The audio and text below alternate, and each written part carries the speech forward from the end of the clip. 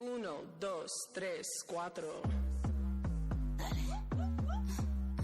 If you want to come get it, I have it. This podcast is a member of the Place to Be Nation family. Visit us at placetobenation.com, the only place to be in your pop culture world.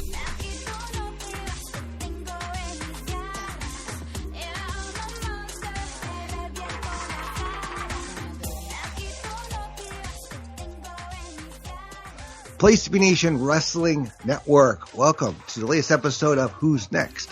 I am Andy Atherton, one of your co-hosts, and yes, your ears are not deceiving you. We are doing a show within like a normal time frame. Would you? Wonders never cease. We are going to be covering 3 weeks of television and a PLE on this episode. Hopefully it'll be a bit more manageable for your earbuds and your listening and your commutes and what have you, and for us to do a little bit of a nice deep dive and not have to kind of get through and rush to make sure we're covering everything we intend to cover on our episode. But let's get to all that, what happened these last few weeks in a moment. Let me bring in my co-host, the Mud Pie from Mississippi, Logan Crosland. Logan, good to talk to you in a shorter time span between last time we chatted. Yeah, exactly. I'm glad to not be covering 11 episodes of TV like we may have done before. I can neither confirm nor deny that. This is a much better sample size, so yes. Hopefully we can really deep dive it and get everybody caught up on what's been happening. I have been known to be a little overly ambitious at times with pods. If you ever go back to one of the early episodes of the hopefully not forgotten Looking Forward, Looking Back podcast I used to do on the pop feed. I did a couple of marathons in that one, and God bless those guests I had on those shows, because those were marathons. I was putting people through the ringers. But no, this is fun, man. Look, talking about wrestling is great, even in short, long, doesn't matter the time period, as long as we're talking about it, and that's what we're here to do. So I'm going to be going back only a few weeks to the episode of NXT from January 30th. This is the go home before Vengeance Day. It opens up, and we're still going on with the Dusty Tag Team Classic with the last semifinal. Here we got the Latino World Order, Joaquin Wilde and Cruz del Toro versus Trick-Melo Gang, Carmelo Hayes and Trick Williams. So we get Hayes and Wilde start out. Carmelo a side headlock. Joaquin reverses to a waistlock, shrugged off with a crisscross. Melo grounded with a side headlock. Wilde to his feet, wrist lock, waistlock. Standing switch, arm drags, tags made. Del Toro with a quebrada for two, chopping the ropes. Williams with a couple of body slams, but Cruz slips out, kicks his leg out of his leg. Tag to Hayes, putting boots to Del Toro in the corner. I love these write-ups. The match breaks down with a series of dives to the floor, and we go to a commercial break. We come back with Del Toro denying a Hayes tag. Carmelo reaching and punching. Cruz cuts him off. Back suplex. He lands on his feet, but gets turned inside out by a lariat. The path cleared. Trick is fired up, tags made, and Williams lays Wild out with kicks and right hands. Scoop and a slam, double bookend, not enough. Del Toro cleaning house with kicks. He and Wild up top in stereo. Coast to coast on Carmelo. Del Toro and Hayes both down out, trading elbows with their knees to their feet. Big paintbrush slaps Melo with a roundhouse kick and whip out of the corner. Tiger feint. Cruz cracks him in the jaw. Missile drop kick connects. Tag to Wild up top, dropping Carmelo, but he pops up, hits his code breaker. Tag to Trick, the jumbo knee. And the Trick-Melo Gang win by pinfall with a jumping knee strike from Trick Williams on Joaquin Wilde. We get a little post-match here with Obafemi appearing, throws Wilde and Del Toro around. Dragon Lee comes in off the top. Femi swats him aside and stands tall. So a little post-credit scene here for this Dusty Classic match. I really enjoyed this match. I thought these two teams, did a great job. I think Cruz and Del Toro have really stepped up their game. And I would love to see them get involved in some kind of tag title situation because these guys have really been, bringing it. Especially, Cruz with that jump he did, that leap, that slingshot. That was pretty amazing. But Del Toro is pretty underrated. He does some of those, tightrope walks and into his jumps here. The guy's got incredible balance, but of course the right team does go over. Logan, first I'll get your analysis, but also when it comes to things like the Dusty Classic, which side of the fence are you on? Do you think like tag teams that are like tag teams go through, or you get the two, singles comparators together going through? Do you which side of the fence do you lie, or do you just don't care? You just want to see good wrestling and a good story told? I think honestly, if it's a good wrestling and good story told, I kind of don't care. They really just NXT in general really needs to start bulking back up the tag division because other than a few teams, there's really not a ton of teams left. We lost the Creeds, the LWO, our main roster. Usually they come back down for the tournament, obviously, but they really do kind of need to start putting some new teams together and really kind of start pushing and rebuilding that tag division, because it always seems like it kind of goes in lulls. Like the tag division will be really stacked, and then the women are kind of rebuilding themselves. And then the women's division will be real stacked, and maybe the tag division's kind of rebuilding itself. So those two seem to kind of go in waves. Like it seems like they're really hot at one point, and then maybe somebody gets called up or somebody leaves or something to that effect. Somebody comes down who's not being utilized on Raw or SmackDown. Yeah, which is what happened recently with Angel Umberto. They went back up. There's another team. If you read spoilers, I'm sure that episode actually will have aired before this podcast drops. So there's another team that comes down. I don't know if they'll be there for a cup of coffee, be there for the long run, but definitely a veteran presence I think that they could use. But yeah, I do agree with you with the rebuilds that happen. It just seems like there's gaping holes in. It's never really happens in the men's division, although sometimes they need to elevate some people, which is constant. But yeah, the women you could definitely see whenever there's call ups or releases, and same with the tags. It's those two tend to take a little longer to build, but get built back up. So, but they always do. Yeah, they always do. Yeah. And I think the men, I feel like the men's main roster or main event level, and the North American's been pretty consistent lately because none of those guys have really gotten called up. I think that's about to happen to where they're going to have to kind of reset, and it's gonna be on guys like Trick to kind of take the main event storylines and stuff forward once a few guys go up, which I think is coming pretty quick. So we'll maybe see the first time when that kind of needs to be readjusted, but we'll see how that goes. But yeah, it really seems like the tag and the women have kind of gone through those little phases. But the match was awesome. I always sing the praises of the LWO guys, that they're awesome. They're vastly underrated. And like you said, they're a team that I think could really benefit for the tag titles getting split back up. It doesn't really matter here or there. I think they could definitely contend with a team like Judgment Day, but I don't see them being a team that probably could beat them. But like I said, if they split the tag titles back up to Raw and SmackDown, I think they could definitely be SmackDown title contenders easily and have a ton of great matches.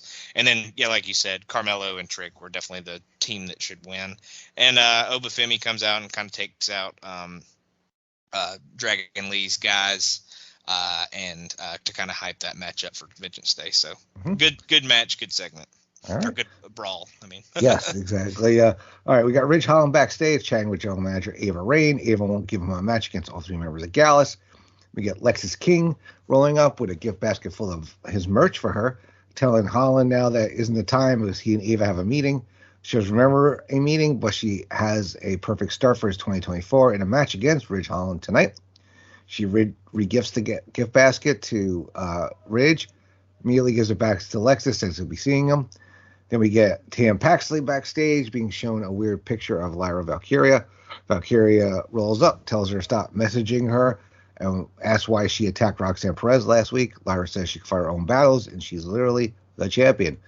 So that moves on to a Roxanne Perez versus Tam Paxley match. We get Lyra Valkyria on commentary. Not a long match, but we get Tatum with an elbow. Perez returns the favor. Tatum takes things to the floor, and she's in control. Roxanne with a crossbody on the floor. Then we get back inside, and Roxanne wins by pinfall with Pop Rocks. Post-match, we get Perez and Paxley brawl some more, but Lyra hits the ring and pulls Roxanne off her number one fan and tells her off. Ariana Grace is chatting backstage with Ren Sinclair. Grace says if Sinclair wants to fit in, she's come to the right woman because she's a locker room leader. Fallon Henley rolls up. Ren greets her, and Ariana inadvertently insults Henley a few times before she speaks up. Grace says that she's going to show self-restraint, and Henley says she can show what a leader she is later because she's going to go find Ava Raine and get a match made. We see Elektra Lopez and Lola Vice walking separately backstage as we go to break. So, we're continuing on build up here. Roxanne gets her revenge for Tatum, putting her through the table the previous week. And we get a little more, backstage stuff with, Fallon is kind of one of the veterans now. We got Ariana Grace with that great character work. And Ren Sinclair, who's shown some glimpses of potential here. What do you think about this little section with this Roxanne and Tatum match and a little backstage stuff? Yeah, the Roxanne Tatum match was pretty much to get Roxanne some revenge and get her a win before she takes on Laura at Vengeance Day. So just a momentum builder for sure. And then obviously they have the little backstage segment showing Ariana's great character work, like you said, and obviously setting up some kind of an alliance between Ren and Fallon. So interested to see where that goes, and good to see Ariana getting a match with a girl that's kind of higher up the totem pole than she is. So definitely good to see her get a big spot.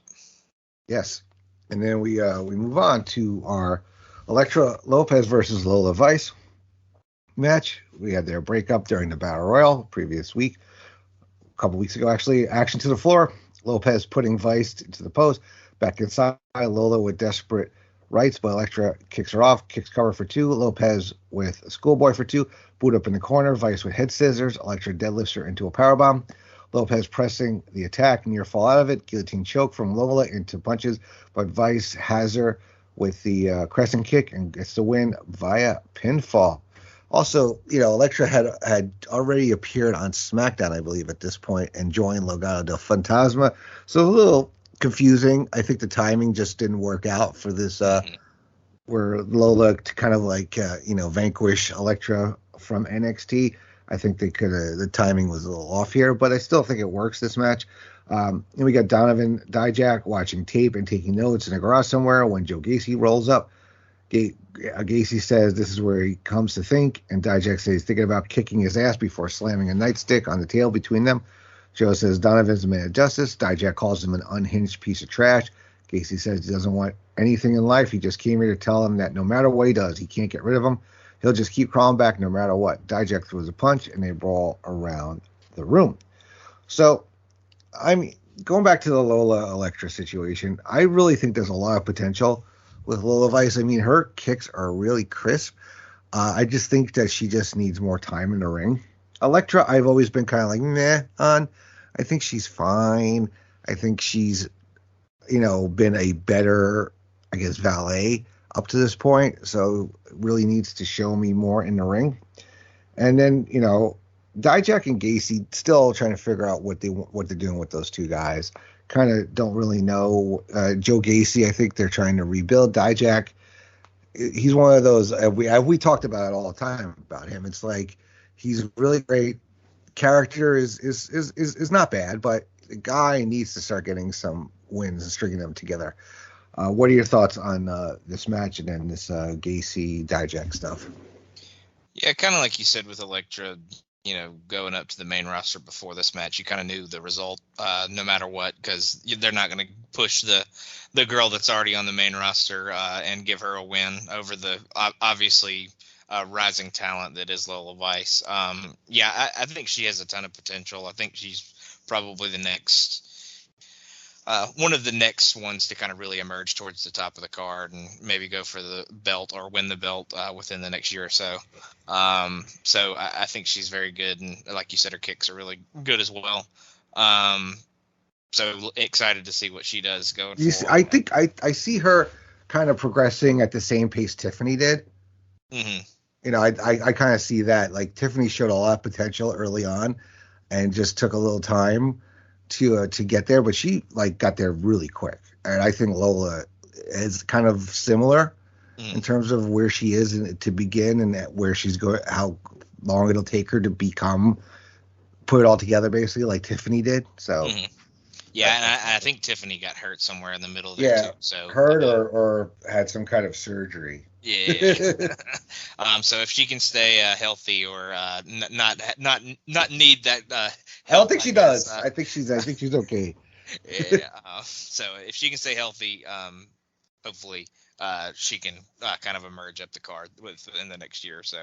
And then Dijak, yeah, like you said, he's a guy that's constantly in important programs, it seems like, and he always has good matches. A really good and real athletic big guy, so he can he can do stuff that a lot of the other guys his size can't. So definitely a good guy to have on the roster, but it seems like he's constantly just kind of floating there. He's like they always use him, it seems like, so that's good to know that he's always being used, but he always just it seems kind of somewhat aimless.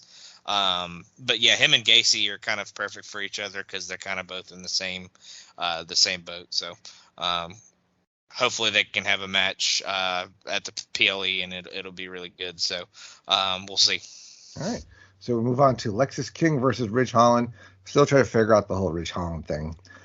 Feeling out, Holland drops him with a Larry, go to break. Back from commercial, Ridge with a fireman's carry. Lexis slips out. Chop blocks him. Larry from Holland out and back in. King with falling elbows and stomps. Northern Lariat. Then we get belly-to-belly suplexes. Boot up in the corner. Ridge with a boss man slam.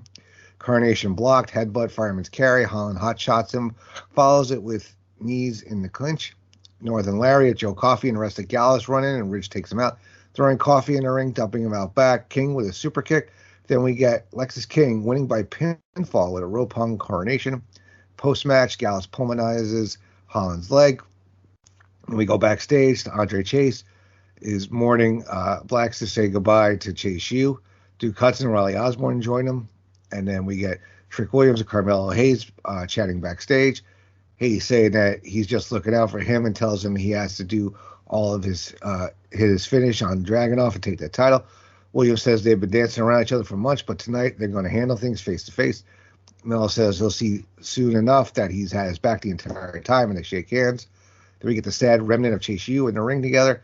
Andre says no one is to blame for Chase U closing but himself, but he wants us to know how grateful he is to have lived his dream, but more than that, to have shared it with each and every one of us.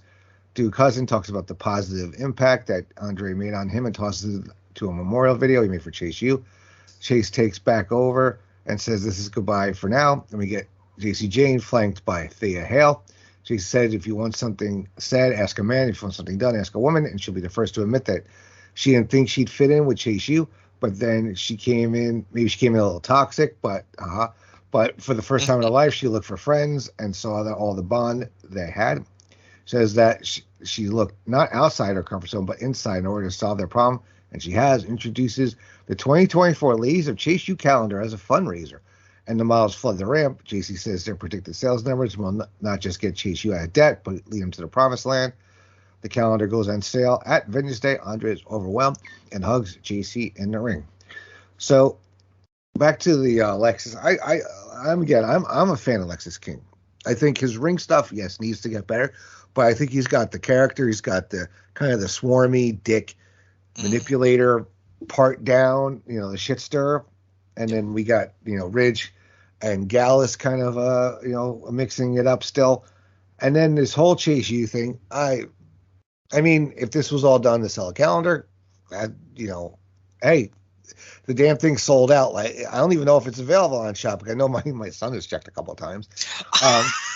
But the damn thing's been sold out for a while.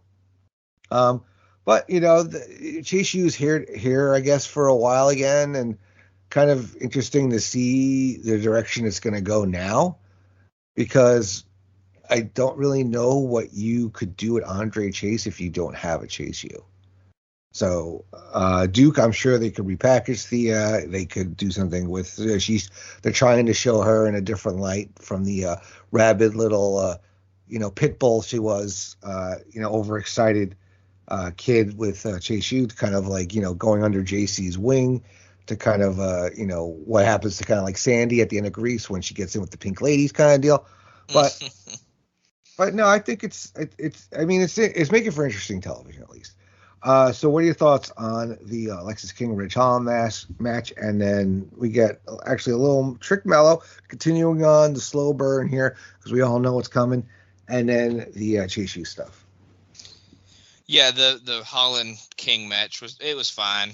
Nothing special. I think both guys worked well enough. But it was just a basic TV match pretty much.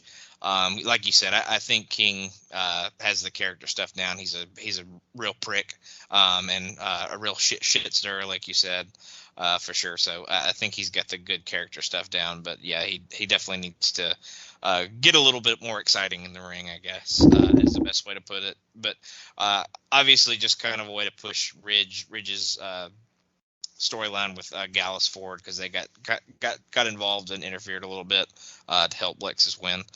And then, like you said, Carmelo and Trick kind of continuing their story, kind of, continuing to plant the seeds that something may happen with them going forward. And I've always been a little bit higher on Chase U than I feel like you have been throughout this whole pod. But yeah, I thought this was a really funny segment. And JC somehow coming in, being the heel that she was, and being the person that saved Chase U from despair was quite the character turn for sure. So definitely something I wasn't expecting when this all started. But I'm glad to see it not go. But I almost wonder if the new storyline is going to be like JC maybe trying to take over and making it like JCU instead of Chase U, and there being a real power struggle between them two since she kind of saved it. So we'll see. Oh yeah, if you had asked me, however long ago, if JC Jane would be the one to save Chase U, yeah, I would have been like, no, what, were you crazy? What are you, nuts? I mean, it's not that I'm down on Chase U. It's just I like Andre. I'm higher on it than you have. Well, I know you are higher on it. Yes, I will agree with you. I just think like Andre Chase. I just fear Adam Rose. I fear it's a great thing for NXT, but if the guy moves forward, will it work? And what would he do without Chase U? You know what I mean? Would he become like a manager who could, kind of like a Robert Stone, who could take bumps and stuff like that? That's what I'm trying to say about Andre Chase. It's like I like him in the role. I like Chase U.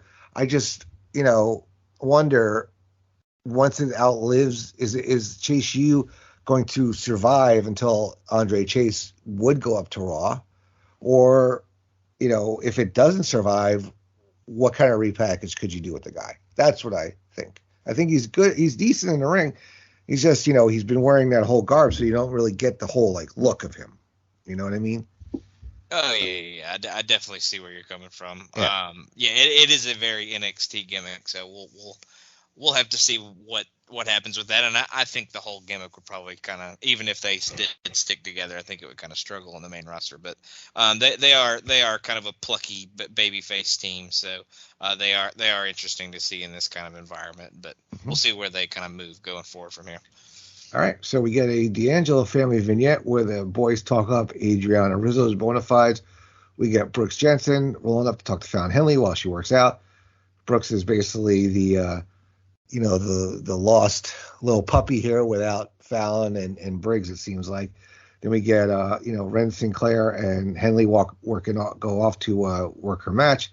Then we get Chase U celebrating their changed fortune backstage. Andre is effusive and his thanks to JC, telling her she didn't just save Chase University, she saved his life. Lexis King arrives to poop their party. He hits on the girls and asks for a signed copy of the calendar. Riley Osborne steps up to him and they exchange words. Then we get Joe Gacy and Donovan Dijak brawling through with a gaggle of referees following. Then we go out to the ring. We have Ariana Grace versus Fallon Henley.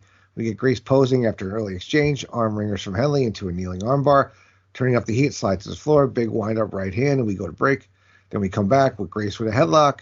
Henley fights out of it. Whip across, sidestep a boot. Schoolboy for two. Whip to the corner. Back elbow. Fireman's carry. Ariana slips out and lands a Met slam.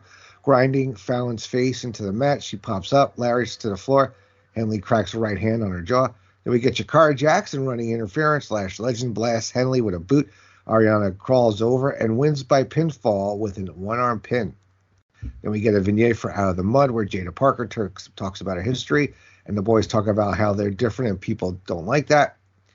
Then we go to the Performance Center where Dijak is beating Gacy up on top of a trailer, choking him over the lift of the roof.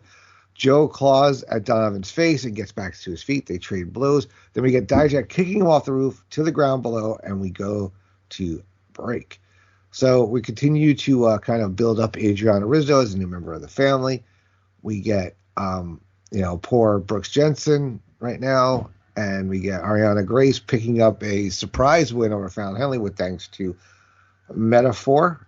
And then we get this crazy Dijak, a little out of the mud where we're kind of putting together Jada Parker, who kind of seemed like they didn't really build it up to her being part of Out of the Mud when she kind of got involved with. They had that brawl, I think it was at the restaurant, right? Wasn't it? Mm-hmm.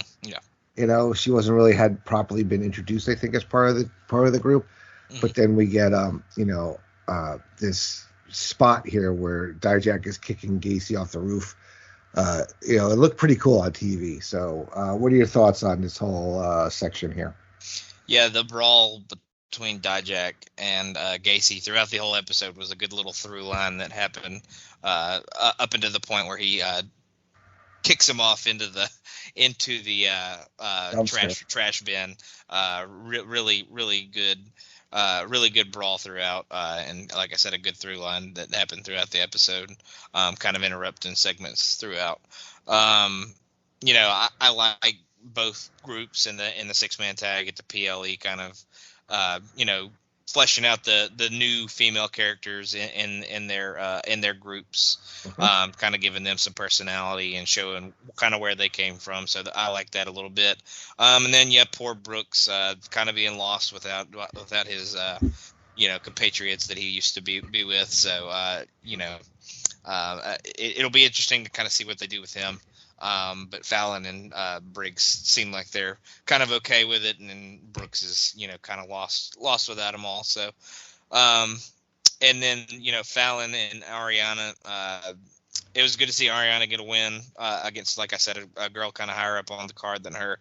Obviously, she needed some help, but obviously it shows that they have faith in her and see something in her. So good to see that. But yeah, couple of really good segments in a row, and the match was pretty good. Nothing special. Like I said, it's kind of more to push a storyline that they're kind of building with the Metaphor girls and Ren and Fallon. So couple of good segments, and the match was all right, pretty good. Yeah, not bad for TV. It served its purpose. Yeah. So we got Corbin and Braun chatting backstage. Corbin recaps Breaker's time in the Rumble, complains that he had to sit and watch it on Peacock, and the Wolf Dogs are better than that. Braun said last week Baron hated the name, and they bicker about it. Baron wants to focus on the now. They both own Mello won, and Trick is riding high, and they're both going to spear their asses and win tag titles. And we get to our NXT Heritage Cup match here, Noam Dar versus Von Wagner. It goes a total of 4 rounds. In the first round, we don't get any pinfalls or anything here. Same with in round 2, we get Noam Dar winning the first pinfall with a Nova roller due to some outside interference from Oro Mensah. Then we get round 3, where there's some more interference with Lash Legend, Jakara Jackson, but then Fallon Henley and Ren Sinclair come out to play equalizer. Dar is looking for the knee bar. Von's hanging in there as the countdown timer ticks, so nothing in round 3. In round 4, we get Wagner clobbering him for a near fall, action to the floor, back in. Von blasts him with a boot, draws him up, fireman's carry. Noam slips out, running knee from Wagner. His knee is bugging him, but he's still in the fight, charging in, posted hard in the corner, jackknife cover. But then Noam Dar wins the second fall via pinfall with a jackknife pin, going 2-0 and retaining the NXT Heritage Cup. Post-match, we get Dar taunting Robert Stone's kids at ringside, and Uncle Von blasts him with a headbutt. Then clearing the announce table, Dar gets away, but Von power Mensa through the table. Then we get Ava Raine chatting with Dijak backstage. He asks for a no DQ match against Joe Casey. Then she asks why he thinks Gacy is in any condition to compete, and Joe climbs out of the dumpster. They're standing next to him and says, no disqualification, sounds like fun. Ava makes the match official and tells Dijak to leave. So, I mean, the NXT Heritage Cup, I mean, it was fine. It's not really a match, I think, for big men at times. It's more for your your stamina guys here, which was fine. I mean, it's good to see different kinds of opponents for Noam Dar because he never seems to lose this damn thing. And then the whole Gacy coming out. I continuing on that great character stuff. I like Joe Gacy. Not saying that he's like the next Bray, but there's potential there for him to be in that vein. So I hope they really continue on with this guy. So what do you think about the this Heritage Cup match and the continue on of the Dijak Gacy thing to build up to the PLE? With Vaughn in the Heritage Cup match, it was fine. Another win for Noam, showing that he's just clearly better at this style than everybody else. But I just really want them to either do something with Vaughn or like him just go away for a while, because it seemed like when when he was feuding with Braun, it seemed like at some point he was going to beat him, and like that was going to be like the thing that kind of propelled him to the next level. And he just keeps getting put in these things, and he keeps losing, and he keeps, he gets over in the end with the power bomb through the table, and the the NXT arena loves it, but like there's got to be more to it at some point. He's got to start getting some wins, and he's got to start beating people that are, he's been around since 2.0 started, and he immediately got put into a tag team with Kyle O'Reilly right when he came in. So it seems like they've had big things for him since he came in so long ago, and he still is really not doing anything. Maybe put him back in a tag team. Put him with like Brooks Jensen or something.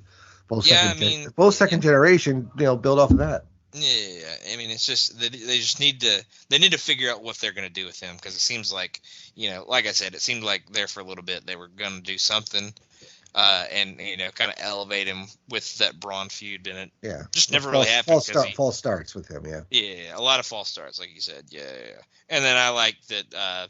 I actually started to enjoy Gacy a little bit more with this kind of kooky, batshit crazy character that he's had lately. And we'll get into the match at the PLE, but I think his in-ring stuff as a face is a little bit maybe better than it was as the like evil cult leader heel that he was kind of doing before. But we'll get to that when we get to the PLE. Yeah. All right, so we get to our last segment of the show. Trick Williams in the ring calling out Dragunov because he's got a lot to say. Dragunov comes down, says he's ready to fight for his life against the hottest WWE superstar, and they will whoop that Trick. He offers a hand, and Trick gently pushes it away, says maybe not this time. He thinks Dragunov is even smarter than he looks. He knows Azar is willing to do anything to stay on top. Ilya reminds him that the relationship is built on respect, and Trick says that he thinks Dragunov's been playing him this entire time. Ilya says he didn't know he came out here so that he could be insulted, and talks about how he destroyed his body back in December. Dragunov admits he played mind games, but with Baron Corbin because he made things very personal, and he accuses Trick of being a victim of his own success and says maybe he should be more concentrated about Melo needing him for further glory when he should be focused on himself. Trick then says they're going to win the Dusty, and then he's going to take the title off him. Ilya says that's a sweet little story, but Trick isn't focused right now, and in his honest opinion, their rivalry did more to make Williams who he is than Carmelo ever did. Trick warns him, and Ilya threatens that if he sees a small sign of weakness, he'll destroy Williams piece by piece. Trick says there's no one who could destroy what he built, and this isn't the same Trick Willie he fought last time. This Trick Williams knows what's his, and he's going to fulfill his destiny. Dragunov says he loves this look because he knows Williams will give him everything he has, and he'll make history, but not the history he wants. Trick says, may the best man win, offers a handshake, while Ilya gladly reciprocates before pulling him in for a hug. Braun and Baron appear out of nowhere and beat them up, but Carmelo Hayes makes the save. Baby faces run the heels off, and Trick confronts Ilya while Carmelo just looks on, and that closes the show. So, really great continuing build. I love Dragunov in that, you have to earn my respect to for me to give it to you, and Trick has earned it. He's earned my respect because I was not high on Trick a while ago. I was like, oh, he's a corner guy, who sees, and then he just started getting better in the ring. He started getting that character, getting away, starting to become his own man. So I really do enjoy Trick now, and I think Dragunov with that suit wearing, and I think he's going to do a lot of great things on the main roster when he gets up there. And, continuing on with, Corbin and Braun kind of sticking their nose in it and Melo lurking in the background, I think it's going to make for an interesting PLE. What are your thoughts on the close of the show? Yeah, really strong closing segment. Yeah, just good back and forth between both guys. And, yeah, like you said, Trick was not somebody that I saw even probably 6-7 months ago as a guy that could be in this kind of situation in the top title picture and, possibly being somebody that could win it. So yeah, he's definitely really emerged over the last year and really come into his own character wise, and like you said, in ring, he's getting better and better every time he goes out there. So yeah, just a star in the making for sure. And Ilya is the champion for a reason. He's really good.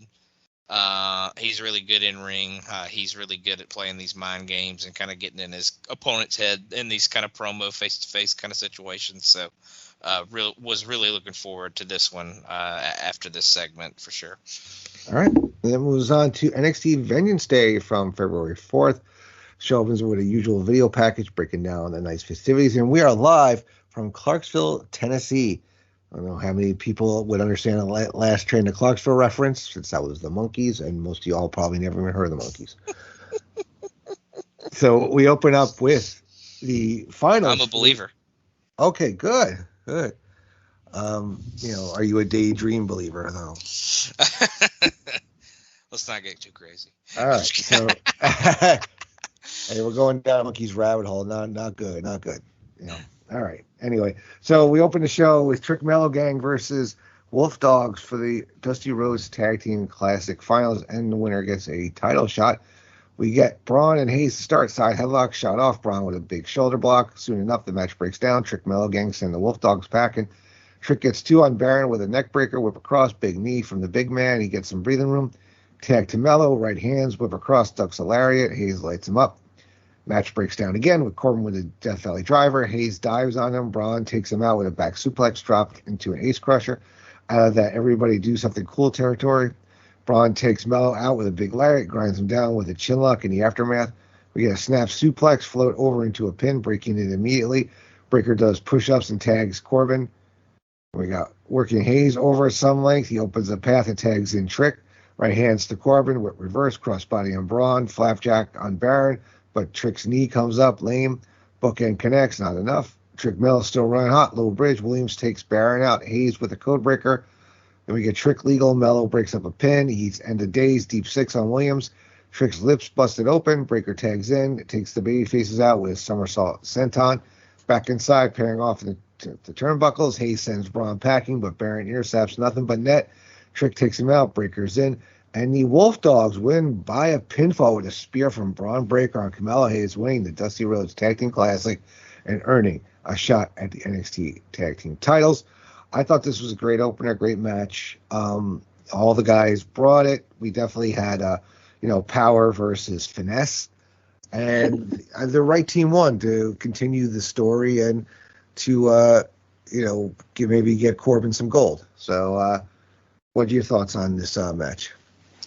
Yeah, I was saying Melo kind of sacrifices himself at the end to take the pin. So, maybe if you came in thinking that, Melo was going to turn on Trick, maybe this would kind of get you confused a little bit, maybe seem like he really was on Trick's side. So, but we'll get to that later in the night. But yeah, Braun and Baron needed to win this.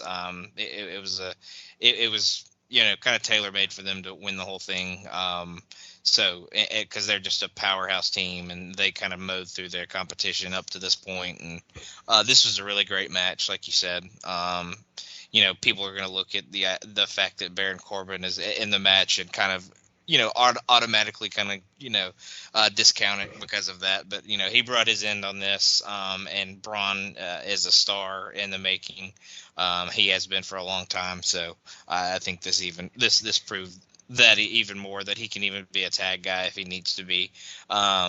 And then, Carmelo and Trick are a great team, have a ton of chemistry with each other, and have been for a while. So, really strong opener to this. And I definitely think this was the right match to start the show with, because it was hot and it got the crowd super excited. So definitely really, really good stuff. Yeah, and they had to anyway. Trick's wrestling twice. He has to wrestle in the opener. True. In order to give the guy a breather. They could have done it back to back. I'm just kidding. Oh yeah, sure. Iron Man, why not? You want to prove something, son? Yeah, do 2 matches in a row. Iron Man, that shit. Gauntlet it. Come on. All right. So we move on to Donovan Dijak versus Joe Gacy. No DQ match. Dijak has a nightstick, brandish it, leading Gacy to whip collapsing baton out, shake it open. They clash, drop their weapons. Donovan gets the advantage in the exchange, slamming Joe. Gacy then throws him to the floor, a freight train diving cross body, and the chainsaw goes under the ring, gets a few trash cans, a few chairs, 4 rolls of duct tape, a little back and forth. Gacy gets a bucket of toys out, places toy soldiers on a table before dumping out the entire bucket of soldiers and Hot Wheels. Dijak fights him off, hits Cyclone Kill on the floor, back in the ring, Death Valley Driver. We get Joe gets trapped in a trash can, kicking him, telling him to stay down, but he won't do it. Stomps and elbows to the trash can, denting it around his torso, back to his feet. Dijak off the ropes. Joe bends over, rams the trash can into him, punches into the corner, Saito suplex, pulling himself up, Uranagi for 2, whips it to the corner, back body drop to the apron. Dijak cuts him off, but Gacy hip checks him off the apron through the table loaded with toys. Back inside, Dijak cuts Joe off, choke slam into a chair. Dijak head up top, Gacy cuts him off under him. We get a high angle German suplex. And then we get Gacy having duct tape. He blinds Dijak with it, looping around his head and covering his eyes. Joe gets a pair of kendo sticks and wails on Donovan, unholy. Handspring, Dijak ducks the upside down, backbreaker wrap. Feast for your eyes connects, but he can't find Gacy to make the pin. Dijak then tears the duct tape off his head, and we turn to see Gacy hanging upside down, the turnbuckles leering at him. Duck under, DDT on a chair. Joe goes up top, diving splash onto a chair. Donovan cuts him off with a nightstick to the midsection. Feast for your eyes connects the second time. And we get Dijak winning the pinfall with Feast Your Eyes. So this was, crazy, this match. Lots of great spots, the toys, the duct tape. I was thinking, how terrible I am with memory, so you're going to have to correct me here on this one. Whatever WrestleMania it was Martel versus Jake where they had the blindfolds on, the hoods on. I was getting shades of that there with Dijak. And Gacy in the can. I think Gacy and in EO have the I'm in a trash can, market cornered here with how they act in it, because I thought it was a lot of fun. And Dijak wins. Gacy's one of those guys that can suffer losses, because with him it's not about wins and losses. I think Dijak being as good as he is, and where he was back before 2.0. Had started with those classics he was having with Keith Lee and all that potential, and then that crap in Retribution, and then him going back and getting repackages. Like, people are just hoping for this guy. He's like one of those you want to see him do well, because he's been so good in the ring. He's been killing it, and you just want to see everything kind of come together for him. And I think he gets a big win here. What do you think? Yeah, he's very consistent. Like, he's never going to disappoint you. If he has a match on a big stage like that, he's always going to bring his all. Always going to have a good match. And this is technically probably not a great match, but it was super fun. It was a garbage brawl. Tons of weapons were used and stuff like that. This is the best I've seen Gacy be. Kind of what I was alluding to earlier. I think he works in the ring a little better as a face, especially the kooky kind of wacky baby face that he is now, with being kind of insane, or whatever his character is really supposed to be. But yeah, I definitely think him as a face works a little better for his in-ring style. So I think he really showed out in this one. But yeah, Dijak getting the win here made a lot of sense, and we'll see where it kind of leads him after this. But Yeah, really, really fun match. That was the thing I came out of it thinking the night that it aired, because we talked a lot in the chat about it, because I think this is the show that there are the most people have watched, that we kind of could talk about it a lot in the chats that we have. But that was my initial thought, was just, it was fun. It was fun to watch, and it just had a bunch of fun, watching these two guys go after it with weapons and all kinds of stuff. So good match. Yeah, it's not your work rate classic here. It was a spectacle. It was a fun brawl, and it was meant to entertain, and it did. Yep. All right, so we go to the booth where Chase U is selling their pinup calendar. JC Jane says they're almost sold out. The venue, about to be on WWE Shop tomorrow. Then we get Obafemi working out backstage. We go on to our mixed tag match. The D'Angelo family, Adriana Rizzo, Channing Stacks, Lorenzo, and the Don Tony D'Angelo versus Out of the Mud, Bronco Nima, Jada Parker, and Lucien Price. And we get Rizzo and Parker legal while the boys brawl on the floor, whip into the corner. Jada blaster with palm strikes and double jump Sia Senton. Tag to them, D'Angelo throws Stacks into Nima for a near fall. The match totally breaks down. Family are in control, beating down all three of their opponents at the same time. Out the mud, Turn the tide, Price with a reverse chinlock on Channing. Tag to Bronco, working over at length, forcing the Don to break up a pin. We get a Cobra twist, knees. Channing rolls up and tags out. Tony in hot with lariats, belly-to-belly suplexes. Rizzo off the top. Crossbody takes the OTM boys out. And D'Angelo heads after to pick up the pieces, blocking a dive from Scripps back inside for a thrust spinebuster, Fisherman's Lip. And we get the D'Angelo family winning by pinfall with a Fisherman Buster from Tony D'Angelo on Lucien Price. It was a fine six-person mixed tag match. I think Rizzo and Jada are still fairly green in the ring. And I think also the OTM guys are still on their way. I mean, Tony and Stacks they've really stepped up their game. I mean, they've been, if you have a conversation about most improved of 2023, I think those two guys would probably be in there. But both of us, I think, had picked OTM in this match, and we were wrong. Maybe because of what's probably going to happen on an upcoming episode of NXT. But I thought it was fine. It wasn't a bad match, but it could have been better. But I still enjoyed it. What do you think? Yeah, it was fine. It was as good as I think it probably could have been, considering, like you said, the girls are both kind of green. I think Jada's a little bit further along than maybe Rizzo is. I think Rizzo's supposed to be more of a character. She's going to wrestle, obviously. Obviously, they have that plan for her. But I definitely think she's supposed to be more of a manager, kind of backstage, kind of handler of assets and stuff like that for the family. Definitely reminds me of girls I knew growing up. Trust me, where I'm from. I knew my fair share of Adriana Rizzo's, and I think she's got the character stuff down pretty damn good. But yeah, I think she's supposed to be more of kind of, just a character within the family. I don't know that she's going to wrestle all that often, but you could definitely tell she was green for sure. But the only reason I picked OTM before, because I just figured with it being non-title, that would be a good reason to give them a big win on a big stage. But like you said, maybe because of what happens going forward, they wanted to give Stacks and Tony D that one last win. But we'll get to that. All right. So then we get a vignette for Kiana James and Izzy Dane laying out the strategy for targeting the NXT World Championship.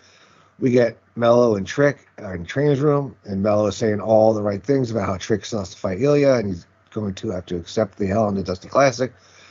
Trick thanks him, and Melo anticipates him asking to do it by himself, but Trick says he needs his brother by his side as he wins the NXT Championship. And we move on to our next match, which is for the NXT Women's Championship. Lyra Valkyria defending against Roxanne Perez.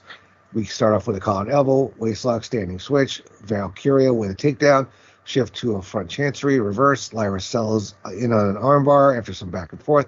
Perez reversed it to a big head scissors, but Lyra springs out of it, and they stalemate. Roxanne headlock takeover off the ropes. Satellite Tierras takes him down. Perez off the ropes. Valkyria clobbers her with an elbow from the floor. Off the ropes herself. Wrecking ball drop kick. Takes her challenger out. Back inside, Roxanne Luthez press into mad punches. Right hands in the corner, double jump moonsault, can't put champ away.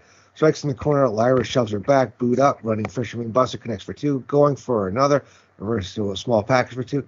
La Casadora denied, rolling soul butt, trap German suplex from Valkyria. Then we get music hitting, and it's Lola Vice running down, bring her contract, and to make the match a triple threat, doing her best Seth Rollins impersonation here. And it turns into a triple threat match with Lola Vice, Lyra Valkyria, and Roxanne Perez all competing for the NXT Women's Championship. Lola takes Lyra out with a crescent kick, trading pins with Perez. Block pop rock, sleeper hold takes Roxanne down. Counter with the Bret Roddy pin, only for two. Crescent kick, 2 count, Triangle choke, and Valkyria's up top. Splash breaks it up, but Perez, breaks the pin. Lyra and Roxanne slugging it out. Kick combo, champion holding court with her strikes. Then Vice ducks and Inzaguri, speedball kicks in the corner. Perez pulls her away and lands an uppercut, but gets back to the corner with more kicks. Running hip attack on Perez, one of Valkyria as well. Roxanne sidesteps and lands a knee. We get a side Russian leg sweep. DDT combo puts Perez in the catbird seat. Fired up off the ropes. Suicide dive on Lola, one on Valkyria. She goes up top, diving crossbody. Lyra rolls through and hosses her up onto her shoulders. Nightwish connects, but Lola breaks it up, tries to steal a pin. Sunset flip from Valkyria on Vice. Lola slips the crescent kick in, but Lyra Valkyria kicks out. Vice then wants the cross armbar. Lyra rolls her over into a pin, reverse roundhouse. Perez then rolls her up for two, up and over. Pop rocks connects, and Tam Paxley breaks it up for her idol. Lyra ducks a crescent kick, fireman's carry, and then Lyra Valkyria wins via pinfall with Nightwish on Lola Vice, retaining the NXT Women's Championship. I really enjoyed this match. I didn't know you could cash in, your breakout tournament contract, much like Money in the Bank, but it worked here. I thought it was good. Lola, held her own in there. I think it protects Roxanne and, still gets Lyra the victory and continues Roxanne's kind of push towards the dark side, so to speak, of the force. But, and Lola, she belonged. She showed that she belonged there. I mean, she's not exactly there yet, but with those two, real established veterans, it's really funny calling Roxanne Perez a veteran. She, held her own. So I thought it was a good match and a surprising match, be it with making it a triple threat. What do you think? Yeah, I was very surprised when Lola came out and tried to cash in, like you said, kind of like Seth Rollins did successfully all those years ago. But I definitely think it saves Roxanne from taking a pinfall, but it also kind of pushes her thought process forward. Like the whole thing going into this, if she never had a one-on-one title match after she had the title taken away from her due to injury. It's always been multi-persons or like the ladder, the big ladder match that they had at Stand and Deliver last year. So she's never really had that one-on-one, and this was going to be her opportunity to go one-on-one with somebody. And even now, Lola cashes in the middle of the match, so she didn't even end up taking the pin or getting beat at all. So she still kind of has that gripe, and it can kind of push her, like you said, kind of further to the dark side. But yeah, really entertaining match. I think the addition of Lola in the middle definitely gave it a little boost. The match was going well before that, but I definitely think that made it a little bit more exciting and threatened the idea that maybe Lyra wasn't walking out with the championship and gave the crowd maybe an opportunity to cheer a new champion or something like that. So definitely added a little boost to it there in the middle. So, but yeah, really good stuff all together. But I think we'll definitely see Roxanne and Lyra go at it again. This is where I continue my campaign for a secondary women's title. Like one in NXT, maybe one on the main roster. You got to give the women something else to fight for, I think, because there are so many women. It's so crowded at the top. You know what I mean? Like there's only a few that you can see that would be a world champion. But if you have that NXT Women's North American, or you have that Women's Intercontinental, Women's US Champ, I think it just opens more up for the ladies. That's just my personal opinion. Because I could have seen, like, similar to how Oba Femi came and cashed in, won the NXT North American title. I could have seen her Lola Vice, winning, cashing it in to become a North American women's champion if they had it. That's just my little personal thought there. All right. So we go backstage. We get Riley Osborne rolling up to the Chase U calendar booth to ask Thea Hale to be his Valentine. She adorably accepts. We get a cryptic vignette saying man has three faces, one for the world, one for the family, and a real one no one sees that reflects the evil he possesses with no further explanation. I have no idea who that could be. Do you have any idea who that's going to be? No clue. I couldn't even hazard a guess, honestly. Cool. Well, we will be pleasantly surprised. And that moves us on to our next match, which is for the NXT North American Championship. Dragon Lee challenges Oba Femi, kind of a big man, little man, to the utmost thing here. We get Lee diving out the gate, punches across against the announce desk springboard, and Femi cuts him off, pulls him down. Back inside, Dragon cuts him off with a drop kick, punches in the corner, back by a drop to the apron, Enziguri connects. Lee back up, diving crossbody. Oba catches him, goes for a lawn dart, but Dragon slips out and posts him. Drop kick to the back, rolling him through, folding press for two. Double stomp, connects, still no. Straight suplex from the champion. He sends Lee to the floor, but the challenger breaks up the countdown. Then we get Dragon Lee up, rock bottom, backbreaker, jawbreaker, gets Lee some separation, looking for a DDT. He reverses into an octopus hold in the middle of the ring. Pulling back on Oba's arm, Femi desperate. Breaks up by biting the top rope. Lee in the corner, boot up, thrust, kicks, Enziguri, tornado DDT connects. Jumbo knee, cover for two. Lee gets him up for the Liger Bomb, but Femi kicks out, fighting on the apron. Rising knee from Dragon sends Oba to the floor, but a big overhand chop swats Lee off the apron. Oba then takes Dragon out on the floor, back inside, back suplex lift, reverse into a Hurricanrana. Then we get Femi with a big lariat, scoop lift, lawn dart, back suplex, lift into a powerbomb pop-up, and Oba Femi successfully defends his North American Championship by pinfall with a pop-up jackknife powerbomb. I thought this match was good. There's one thing that I guess that I don't realize sometimes in my head when I'm watching people in NXT, especially the ones that are fresh off the breakout tournament. They've been around for a while. We just not have seen them. They wouldn't be ready for TV or ready to be any spots if they weren't ready. You know what I mean? Like Sean, Hunter, whoever else, they wouldn't be putting them out there. And Oba's a good big man off the bat. I mean, you kind of knew Dragon Lee wasn't going to have a chance being that he's also a main roster guy.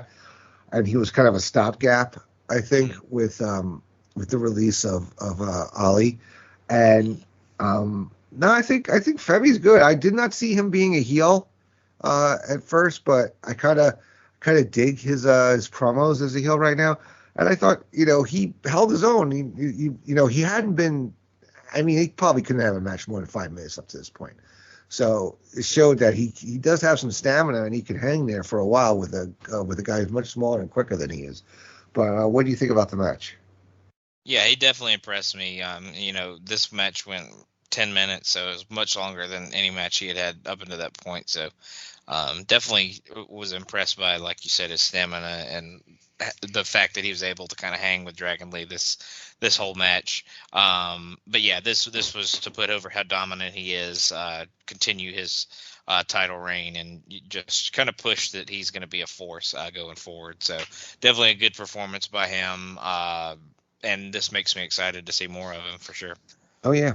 We got Lexus King at the Chase U booth being creepy as Thea Hale and Riley Osborne comes to a defense. We get a brawl breaking out. Osborne puts King's face through a table before security shows up to break it up. Then we get Ava Raine interviewed backstage about being general manager, how she's quite happy how the show is gone. Then we have footage from Tuesday of Malik Blade doing his homework and sharing the 5 things he liked about their Destiny Classic match and 5 things that he didn't like when Nathan Frazier rolled to set up a match between them. We cut to Lola Vice and Roxanne Perez brawling backstage as referees and road agents try to break them up. And we move on to our main event for the night.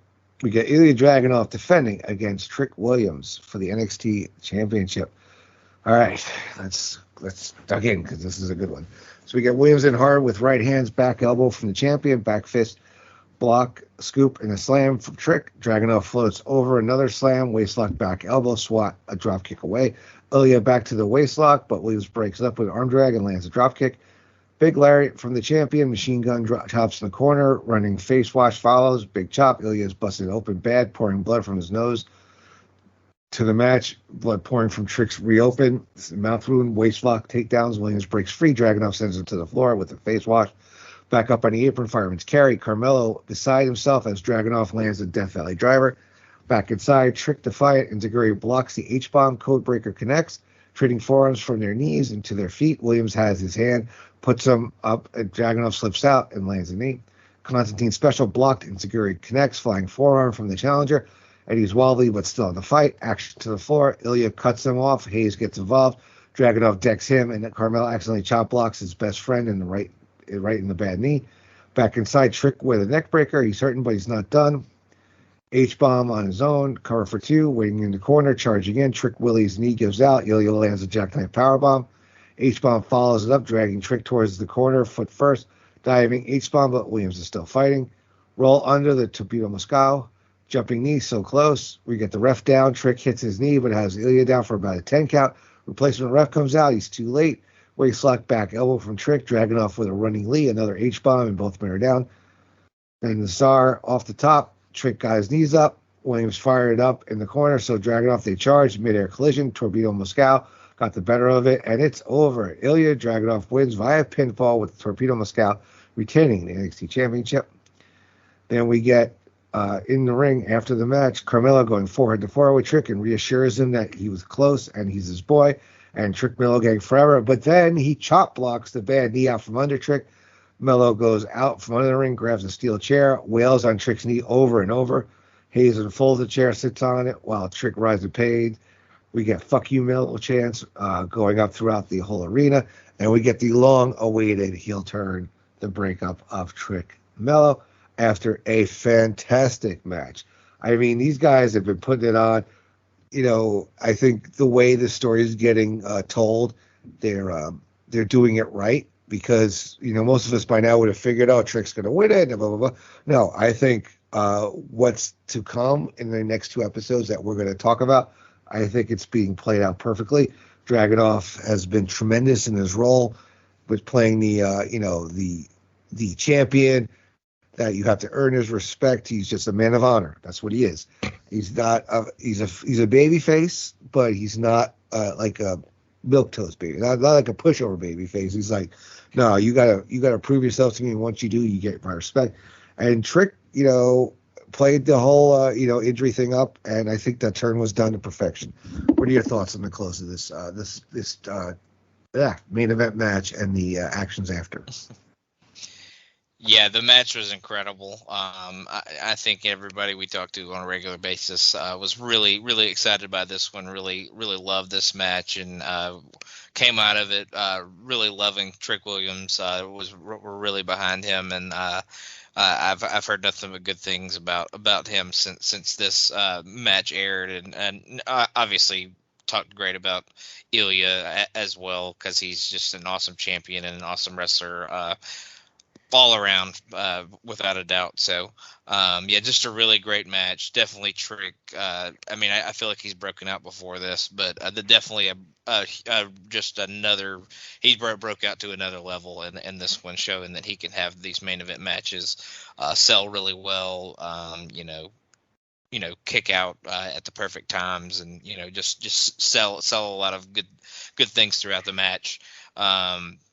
And yeah, the turn afterwards, it's something we've all seen coming for a while, but I think they did executed it well, like you said, and I think throughout the weeks to come that we'll talk about, that they do an even better job of kind of pushing this forward and showing us where we might go as we build towards Mania season and stand and deliver season. So definitely a really great way to end the show, and this is honestly one of the best PLEs they've done since probably the 2.0 era has started. So I think it's definitely up there with maybe the first stand and deliver after they did 2.0. So just really strong stuff, and I really enjoyed the show overall.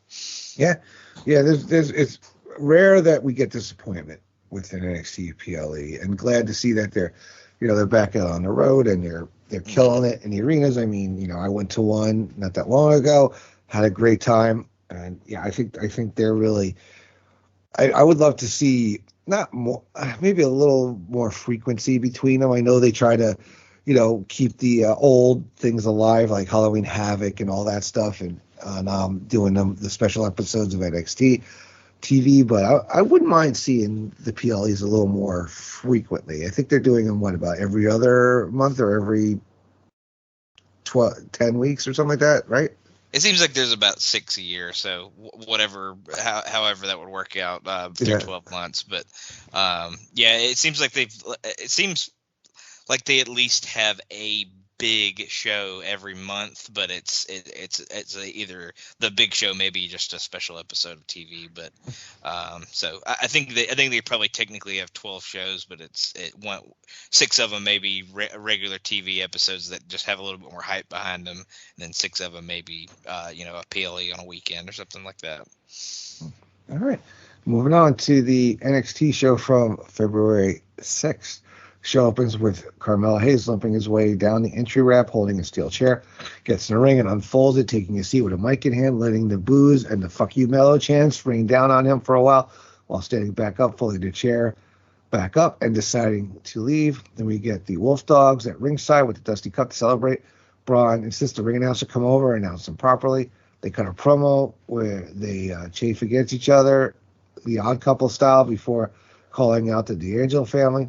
Then we get Axiom and Nathan Frazier interrupting, seemingly just for their scheduled match against Inoue and Blade, just to make sure to draw out the Wolf Dogs. And that leads us on to our opening contest, Axiom and Nathan Frazier versus Inoue and Blade.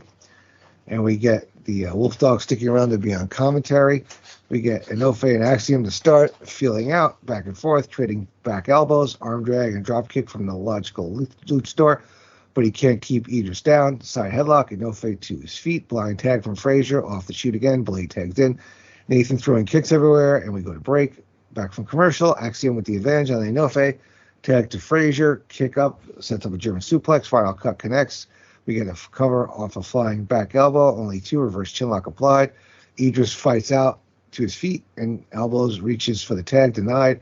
Nathan slides under. Diving axe handle. Running shooting star press. Then we get a bunch of dives, Phoenix Splash. Idris breaks it up. We go to another commercial break. Then we get Blade gets the tag. Inoue with a fireman's carry. Frazier slips out. Axiom runs interference. Superplex. Roll through to chasing the dragon. So close. Then we get Frazier with a splash. Axiom off the top. Malik gets a boot in. Idris tags in. 450 splash. Tag to Axiom. And we get Axiom and Nathan Frazier winning via pinfall when Axiom hits the golden ratio on Idris Inoue. We get a post-match, Wolf Dogs hitting the ring, beating down Axiom and Nathan Frazier. So good open with, Mello not saying a word, just keep building that heat up. And we get the Wolf Dogs, of course, get their shine here. We get a couple of the 2 teams that we have. I mean, I really do like the Axiom Nathan Frazier team. I think they need a name. And, this is a team, now the other team, Inoue and Blade, where we've kind of been down on them a bit, but I think this is their best match to date. I really did enjoy this tag match. What are your thoughts here? Yeah, this is definitely their best match today, like you said. Axiom and Nathan Frazier, they probably need to be a tag team going forward. I think they have a ton of chemistry with each other, and obviously they can put on great matches. They had great matches in the Dusty Cup, and they have had before that. Obviously, maybe they'll be somebody that Braun and Baron will face in the future because of the post-match attack that they happened. And yeah, Mello not saying really anything to begin the show, and I even heard that they were chanting "fuck you, Mello" at the beginning, and I think I heard that they told the crowd that if they didn't stop, they were going to have to take it off the air. So it got a little dicey there at the beginning of the show. But yeah, really great match to start things out, and like I said, they're obviously heading towards a rematch with Braun and Baron based on the post-match attack. So definitely looking forward to something like that. And yeah, and again, Blade and Enofe really showed out in this one and took advantage of the spot that they were given. Yeah, very good. All right, so we see Dragunov walking backstage. We go to break, come back. Dragunov makes the entrance, gets on the mic, says he just doesn't respect Trick Williams. He likes him. But no matter how much he likes him, he couldn't let him slay the Mad Dragon. Trick gave him everything he has, but if one man could beat him, he'd be a worthy champion. But now there's just one person he wants to call down here, Carmelo Hayes. He says Hayes has been attacking him with false accusations for months, and now they can all see his true colors. He couldn't handle seeing his friends reach new heights in NXT, and he calls him out and says he'll go beyond breaking him and calls him a traitorous son of a bitch. Melo doesn't answer, but Dijak does. Says he'll beat Ilya. He bets Ilya saw what he did to Joe Gacy, and he likes to call himself Besieger, but he'll be sitting there with his broken nose. He has to be feeling at least a little. And then he learned what it takes to break a man who he thinks is unbreakable. Dragunov fires back, but Dijak cuts him off with a punch to the nose, and we got a brawl. Security manages to pull them apart with Ilya's face bloody again. Then we get JC Jane and Thea Hale backstage talking about the success of Chase U pinup calendar.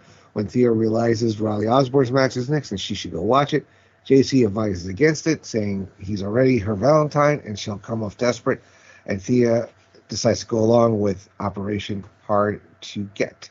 So, a bunch of continuing on with some storyline stuff here. We get Dragunov here, and we get what we think will probably be his next challenger, which will be Carmelo Hayes. And we get Dijak, kind of, I guess, the interim challenger here until he gets what he wants. And continuing on the whole Chase U calendar and Riley Osborne and Thea Hale budding romance. So what are your thoughts here on this all pretty much storyline stuff in this section? Yeah, I was definitely excited about the idea of a Dragunov Dijak match based on this confrontation. So definitely looking forward to talking about that one.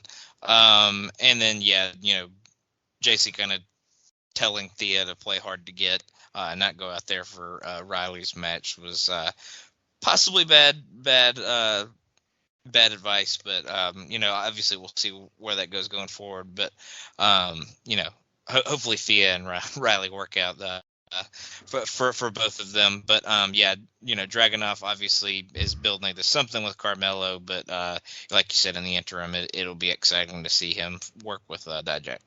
All right. So we get Lexus King making his entrance. We go to break. We get back from commercial. Robert Stone and Wagner talking about Von's loss to Noam Dar. Stone says losing the match isn't the worst part. He hates the way his kids were treated. The kids pop up and suggest he fights Noam Dar, and a tag team chant breaks out. Robert agrees to it, one of his kids suggesting a sneak attack. And we get Lexus King versus Riley Osborne. Feeling out, trading chops. Osborne gets the better of the exchange and drop kicks Lexus to the floor. Off the ropes, corkscrew dive, on the apron, trading kicks, and Lexus shoves Riley off into the announce desk. Osborne on the comeback, Chase U cheering for him as he goes up top, but King cuts him off with a super kick, hanging him off the top rope. And we get Lexus King winning by pinfall with an avalanche coronation. We go backstage. Kiana and Izzy are holding court, talking trash about Kalani Jordan, when the girl that's been hanging out with Edith Snowfame, Malik Blade, rolls up with a beverage, and Izzy takes it from her for Kiana. I can't. Words are hard. James then suddenly remembers she doesn't like coffee, pours it out to the girl's shock. And what's that girl's name again? Brinley Reese. Brinley Reese, that's right. And we get in the ring. We get we'll pause there because we're about to get on to something. So, any thoughts on the some of the backstage stuff here and Lexus King versus Osborne match? The Osborne King match. I believe that's a rematch of the breakout tournament. I think that's how Riley got to the finals. So definitely good to see them kind of rematch again, because I think that one kind of ended by nefarious means. So good to see Lexus kind of get his win back. Obviously, the ending that Riley was distracted by the fact they didn't see Thea in the crowd, so he was kind of heartbroken by that fact. Lexus gets a win. another one to build on his resume. And then it's good to see them kind of pushing Kiana and Izzy. And obviously Kiana seems like she's going to be somebody that's going to contend for the title coming pretty soon. Hopefully she'll continue to be pushed kind of towards that direction, with Izzy as kind of her heavy muscle kind of person. And Brinley with her bubbling positivity just gets on everybody's nerves. And just that was a pretty funny segment. But the match was fine, and the storyline stuff just it served its purpose. Oh, yeah. All right. So in the ring, Carmelo Hayes sits with his bloodshot eyes as "You're not him" chants rain down. He says the villain is always the villain when the hero tells the story, but why doesn't anyone want to hear his story? He says he and Trick had an agreement that he'd go after the main title while Trick went after the North American Championship, but then Williams brought into his own hype and became mistaken that they were on the same level, and when he tried to take what belongs to Carmelo, he knew he had to do what he did. $1 million question that everyone wants to know: did he attract Trick Williams? You're damn right he did, and he'd do it again if he crossed him. And then we get Trick's music playing. Doesn't enter. Carmelo says he's in the hospital with Booker T. He will be for a long time. He talks up his bona fides and says he and Trick aren't the same. We got so caught up in the headlines, we pushed our boy to the sidelines, but nothing happens on this brand without getting run past Carmelo Hayes. Trick wanted to be like him so bad, but at the end of the day, he's just a Trick. Screw you, Mello, chants rain down. And Hayes says Trick was never his equal, only ever his hype man, and that's how I'll ever be. We get another man has three faces, cryptic vignette, and we go to break. Back from commercial, we get Obafemi vignette. So Mello, to me, works so much better as a heel.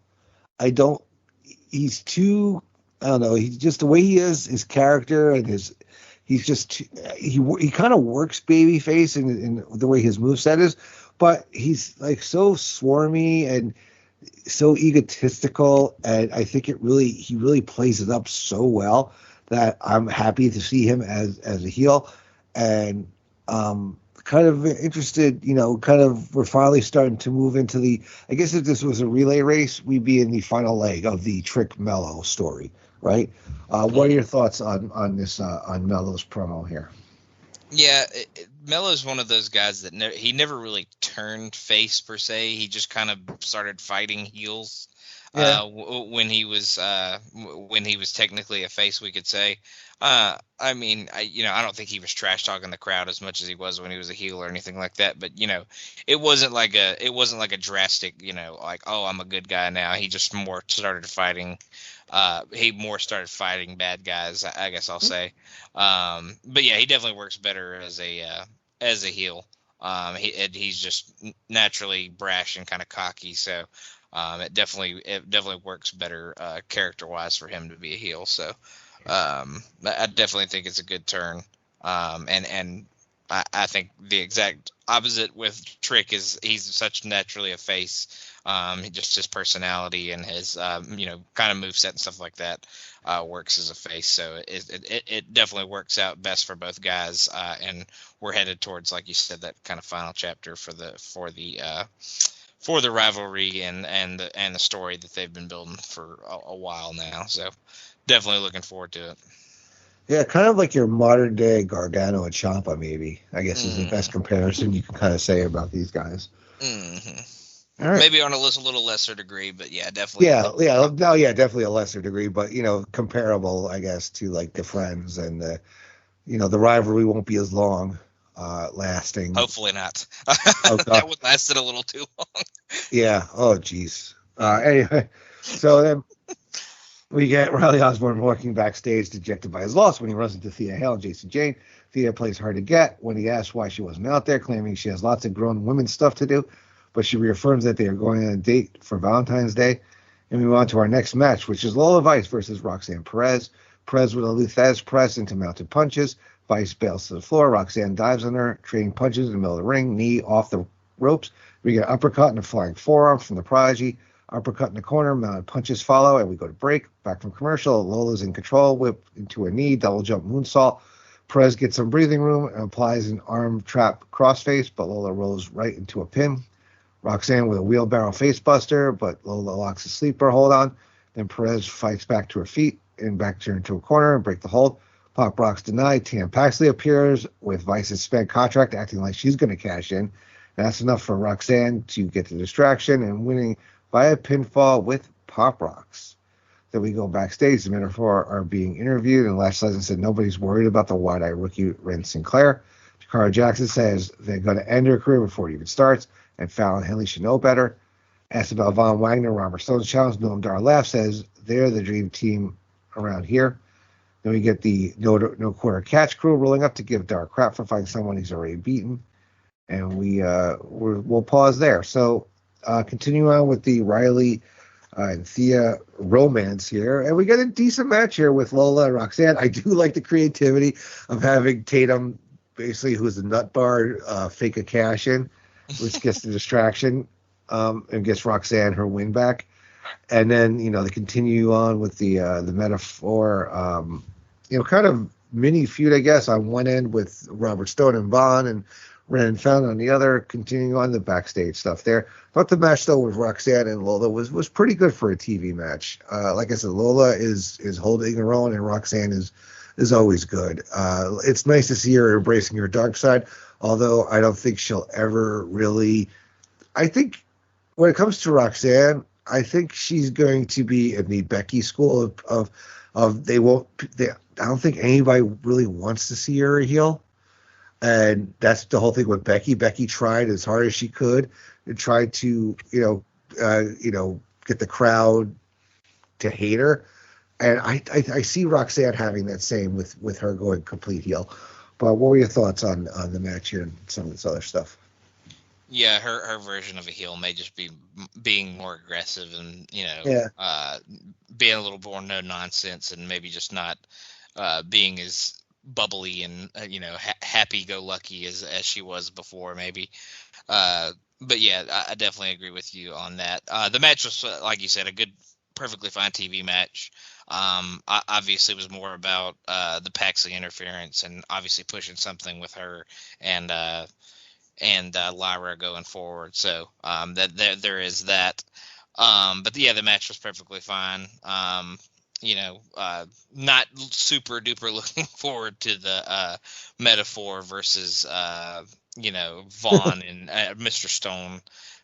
Just because, like I said last week, Vaughn needs to get something going.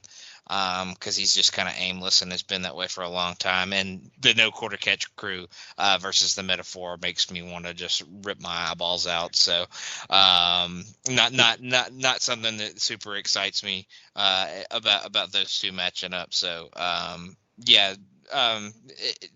I said, the match was good, and those two matchups don't particularly excite me. So we'll see. Yeah, not anything with the no quarter catch crew. Nothing excites me there. With those guys, they really need to like do something with them finally, or just I don't know. I don't really know what they can do with them. I mean, the metaphor, at least they're entertaining. That's the thing. They're funny. They're that's the thing about them. Like some of the situations they get those no quarter catch. I'm like, oh my god, there's like zero personality there out of all of them, and I think that's kind of sort of the point. But they got to have something, what I mean? It's just they're not even like entertaining in the ring, though. It's not, Yeah, it would be, I don't know. All right, so we move on to our women's tag match here. Fallon Henley and Ren Sinclair versus the Metaphor, Jakara Jackson and Lash Legend. We get Henley and Legend to start trading slaps. Fallon with a sleeper hold. Sinclair tags in, comes in with a diving cross body, but Lash catches her. Henley helps her complete it to hit a drop kick only for two. Jackson then tags in. Metaphor take over and work her to some length.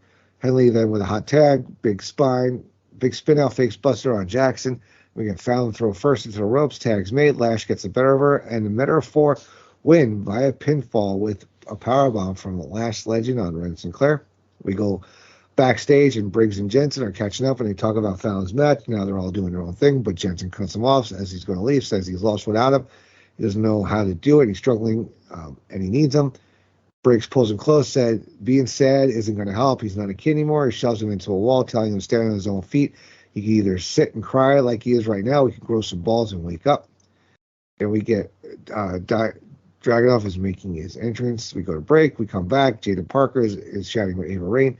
She asks for Adriana Rizzo one-on-one next week. Ava agrees as long as her boys aren't at ringside since the family have a title defense and they won't be at ringside either. Jada agrees and leaves. Then we get Ridge Holland rolling up to demand a match against Gallus, but Ava won't give him a handicap, but she'll give them one-on-one, one by one, and if you lose any of them, it's over. He accepts and leaves.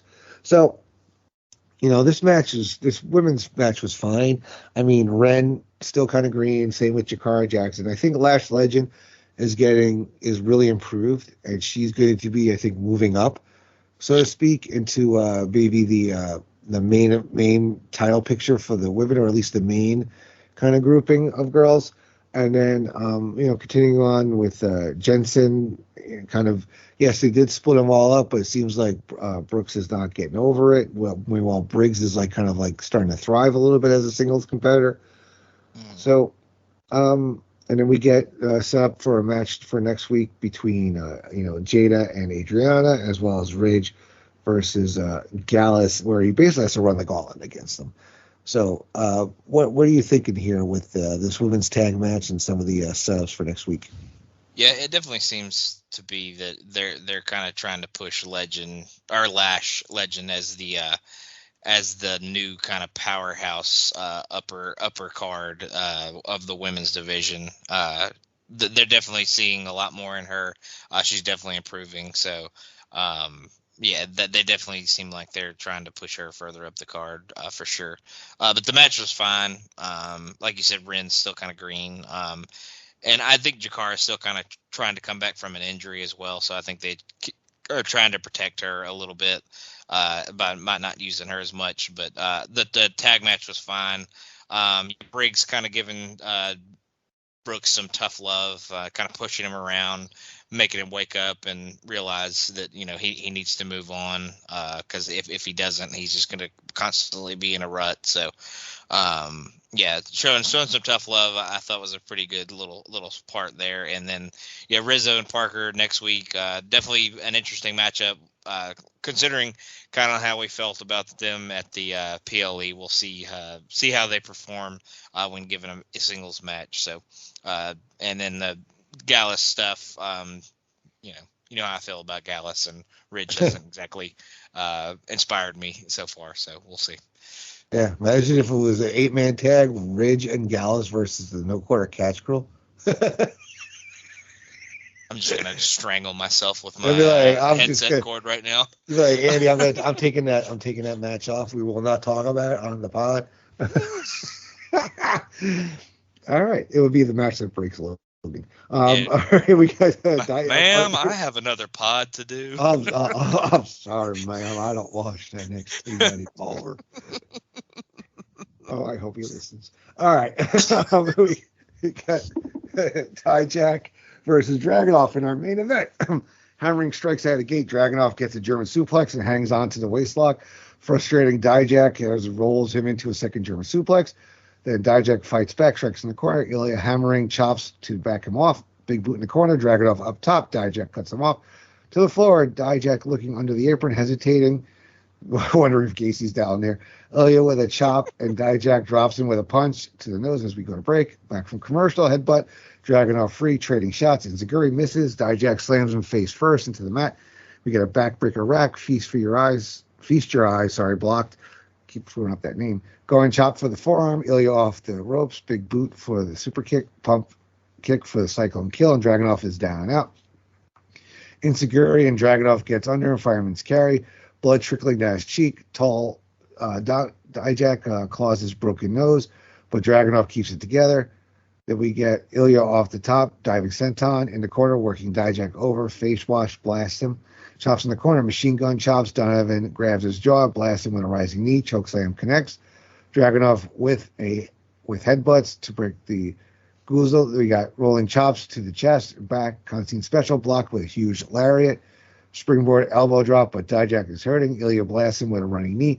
Joe Gacy then appears from under the ring with a boxing glove on his stick and pokes Dijak in the face with it. Dragunov charges in when we get Dragunov winning via pinfall with the H-bomb. We get a post-match. Carmelo Hayes appears out of nowhere and chop blocks Dragunov. Mounted punches beating him down. Melo picks up the NXT Championship and waits, blasting Ilya in the head with the gold, and Carmelo Hayes stands tall to end the show. So, yeah, this was a fun brawl here. You know, we knew Joe Gacy was still going to come back, and they planted the seeds earlier with, you know, Dragunov and Melo kind of like almost like calling each other out, saying that they wanted each other next, and that pretty much solidifies it, that Melo will be the next real challenger for Dragunov, and I think we know the direction they're going to go in to lead up to Stand and Deliver. So what are your thoughts on the match and the post-match, actions? Yeah, the match was great. I had no doubts that it would be. Like I said, anytime these two guys are given an opportunity to show out, they always do, no matter what. So this was no different. Just a really great match between the two guys. A great main event. The boxing glove spot made me laugh so hard. It shouldn't have made me laugh as hard as it did, but I audibly cackled when that spot happened. So, but yeah, just really, and the H bomb to finish it was really sick. So, just good stuff. And then the post match, kind of after the PLE and what happened, and like you said, the two guys calling each other out obviously was going to lead to something between the two guys. So, I think we have Roadblock coming up before we get to Stand and Deliver. So, I think we might see a title match between these two guys at that special episode of NXT. So definitely looking forward to that one, as they've had some killer matches in the past. So all right, very good. All right, moving on to the final show we're going to cover on this episode of the podcast, to the NXT show from February 13th. Excuse me, pardon me. The show opens up with Noam Dar and Oro Mensah relaxing ahead of their tag match, with Dar claims will be easy pickings. Their opponents, Robert Stone and Von Wagner, do a sneak attack by yelling "sneak attack" and brawl them to the ring as Jakara Jackson and Last Legend chase behind them and are given misdirection by Robert Stone's sons, leading into our opening match with the Metaphor Dar and Mensah versus Stone and Wagner. Wagner and Mensah to start, Von beating him up, tag to Stone, cover for two. Oro gets Robert in the corner and quick tags as they work the former TNA X Division champion over at some length. Well, I always forget that he, was not a bad wrestler with his whole Jersey Shore gimmick going. I actually did enjoy him. Robbie E was good. Robbie T terrible. Wagner saves it. I've not watched a lot of Impact in my life, but I was watching back then, and you're kind of the let's do a cheap plug for Highway to the Impact Zone. You're one of your other shows here on this feed where you do cover Impact. How far off are you from that? I think we're still about 3 years away from when Robbie E comes in. So we'll get there in due time, but it'll be a while. Yeah, I did enjoy it. But so anyway, we got Wagner saving his buddy Stone, running hot, goes for the plancha, but Mensah sidesteps. We got Von and Noam Dar now. Big knee from Wagner. The ladies of Metaphor running interference. Chop block from Oro. Then we get the Metaphor winning via pinfall with a Rana pin from Noam Dar on Von Wagner. And we get Rich Holland making his entrance as we go to break. We get a Chase U vignette while Andre Chase opens up classes back. Adriana Rizzo rolls up to do business with JC Jane. JC tries to be nice, but Rizzo just wants to do business, so Jane passes her a fat envelope. Adriana comments on the weight, and JC says sales of the calendar were better than expected, and also expects the family to retain the tag titles and hopes her boys and Chase U can get a shot afterwards. And Rizzo, I think, is in the calendar, from what I understand. My son told me. So he's 16. What do you expect? Come on. All right. So what do you think on the opening show with the Metaphor versus Stone and Wagner, and we get a little bit of the Chase U paying their debts here. Definitely an interesting thought to start the show with Metaphor versus Vaughn and Stone. I did like the little kid saying sneak attack, and then they obviously sneak attacked them backstage and stuff like that. So definitely a good way to kind of start that in the backstage leading out to the ring. The match was fine. Obviously Metaphor had the numbers advantage with them being 4 and Vaughn and Stone being just the two of them. So the numbers game eventually added up, and Dar and Mensah were able to win. So and then it was good to see that Chase U finally paid their debt off to the D'Angelo family. So And yeah, hopefully it seems that maybe we'll get Andre and Duke maybe challenging for the tag titles in the future based on kind of what happened. All right. So we get Gallus, Joe Coffey, Mark Coffey, and Wolfgang versus Ridge Holland in a gauntlet match. We get Wolfgang that starts off. Holland clobbering him with Lariats in the corner with a cross, right hands, arm ringer, short arm body block takes the Scott off his feet. Stomping away, Joe Coffey running interference. Wolfgang turns him inside out with a knee, follows it to a senton. Ridge back in control, action to the floor. We get a break, and back from commercial, we're informed that Wolfgang is eliminated via pinfall with Northern Grit. We got Mark Coffey up next, going to town Holland's leg. Ridge with up kicks. He catches a cross body, turns it into the world's strongest slam. Uppercut, slugging away. Left hand lariat from Ridge. Trap the arms into a headbutt. Belly to belly suplex. Connects, charging in. Mark meets him with an elbow, and Ridge gets a spine buster in return. Up for Northern Grip, but Joe's pulled his brother out of the ring.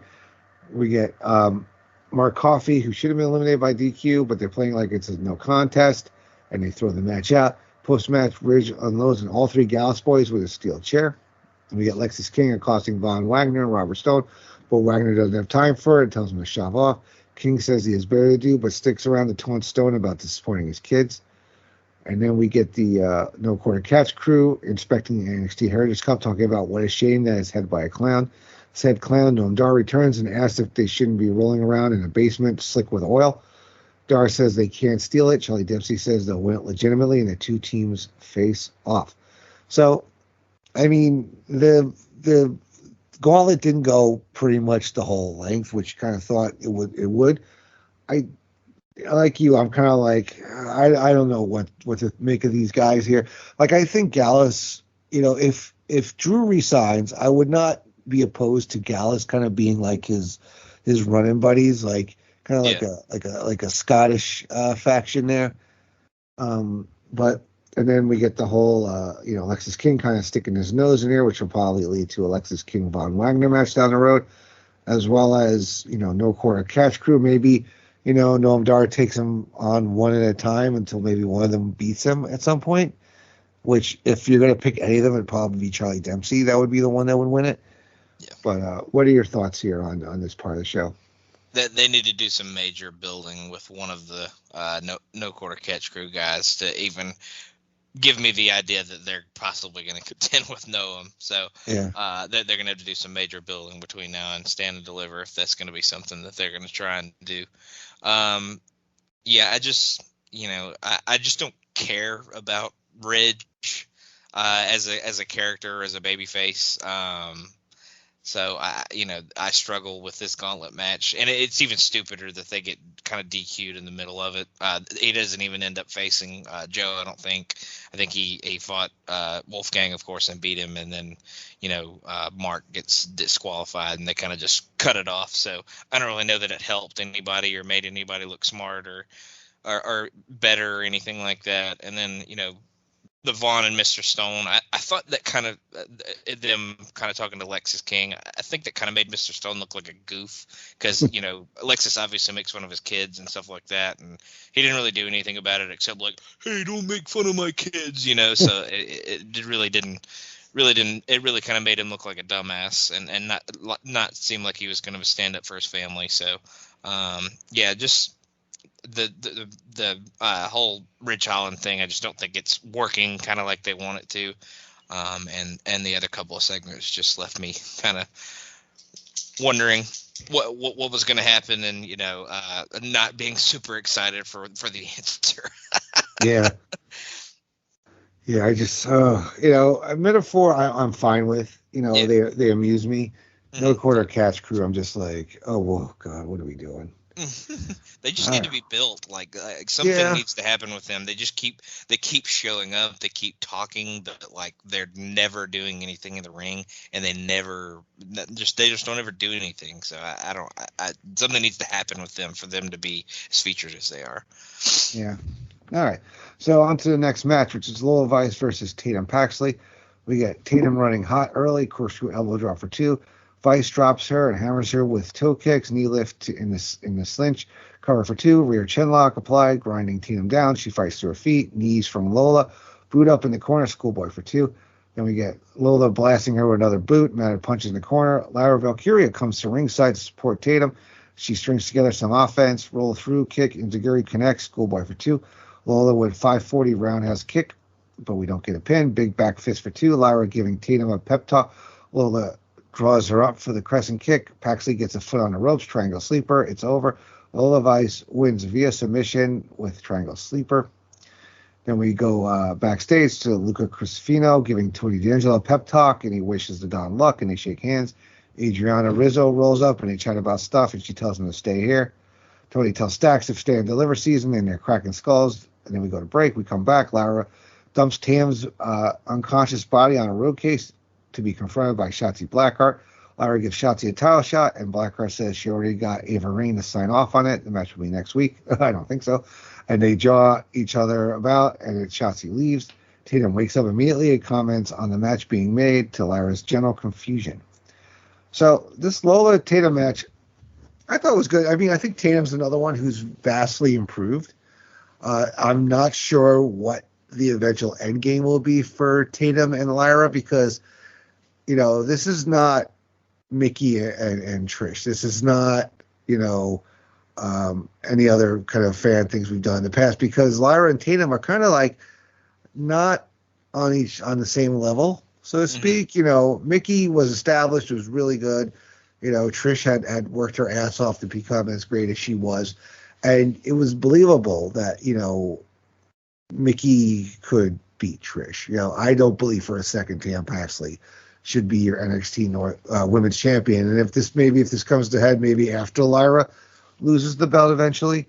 But, you know, we'll see. I'm kind of just not sure what the end game here will be for these two. You know, Shotzi coming down. A little spoiler: they do tape the next episode of NXT, and Shotzi does get hurt, and they have to call the match off. So that actually also affected what happens on SmackDown because she was supposed to be an Elimination Chamber qualifying match that she probably would have won and was replaced by Tiffany Stratton.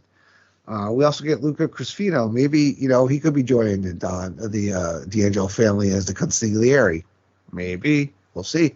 What are your thoughts here on the Lola and Tatum match, the Lola Lyra kind of thing? I mean, Lola Tatum Lyra thing, and Luca Cristofino kind of getting here with the Don. You think he's going to be becoming part of the family at some point?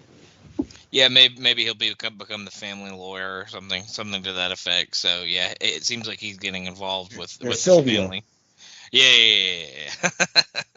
The match between Lola and Tatum was fine. It was just to get Lola some revenge for Tatum kind of screwing her at the PLE and kind of continuing to mess with her in last week in the match with Roxanne. So definitely just getting Lola a win back and getting her some revenge on her.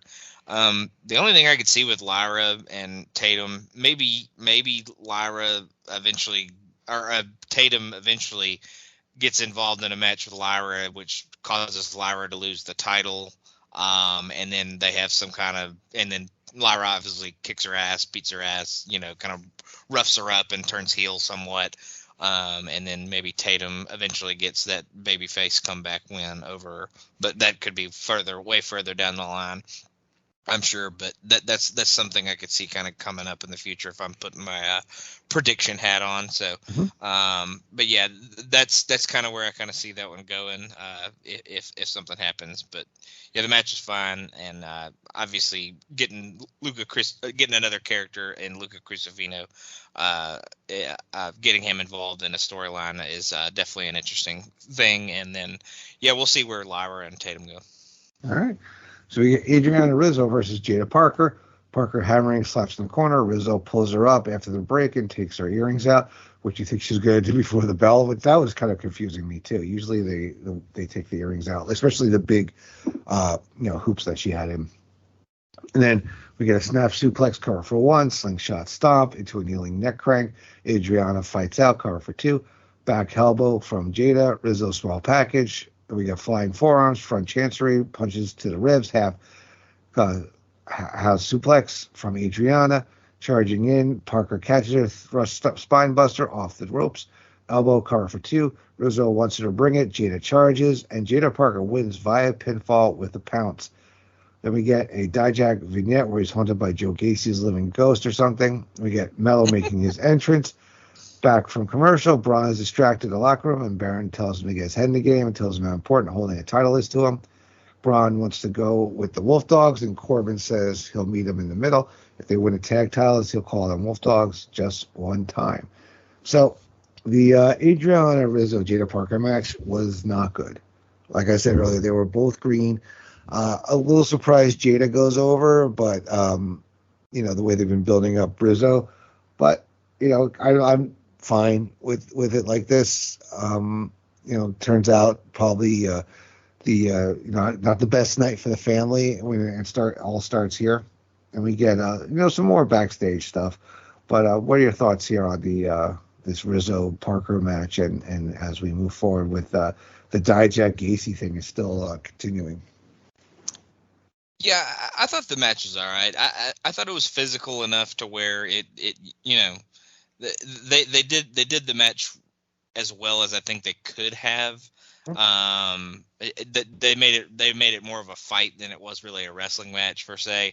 So I think they worked it in a way where it was beneficial to both girls. It wasn't a mat classic or anything like that by any stretch, but I think it was fine for what it was.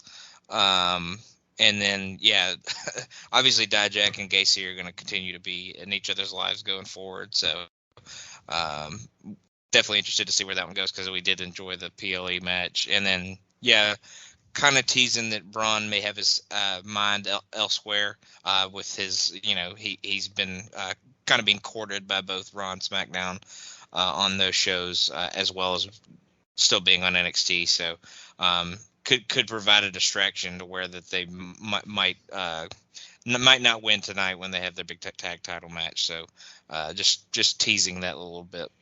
All right. We move on to a Carmelo Hayes versus Joe Gacy match. Gacy putting Hayes into the turnbuckles, corner to corner. Carmelo blocks Joe with a snap suplex cover for a near fall. Whip across, knee up, whip reverse. Achilles lock from Hayes, but Joe kicks him aside.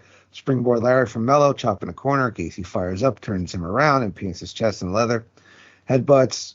The referee warns him off. Whip reverse, drop down. Joe counters with a senton, gets a near fall. Reverse chinlock applied, out of it briefly, back into it. Hayes fights back out. Handful of hair in the ropes, and he jaws at him. But Gacy into it and blasts him with a headbutt before calling another ring. Out from the other side, Mello crushed seat lifting up the ring skirt. Gacy freight trains him with a surprise crossbody. We go to break. Back for commercial. Hayes has a half crab applied, and Gacy is headbutting the mat to keep from giving up. Reaching up, posting. He rolls over. Up kicks, breaks free. Joe with a big back elbow. Step over slide. Under. Duck a lariat. Drop kick connects. Shoulder block. Sets up a backdrop. Uranagi. Pass aside. Vertical suplex. Block. Fireman's carry into a Michinoku driver. Hayes kicks out. Up top. Trading shots. Front kick.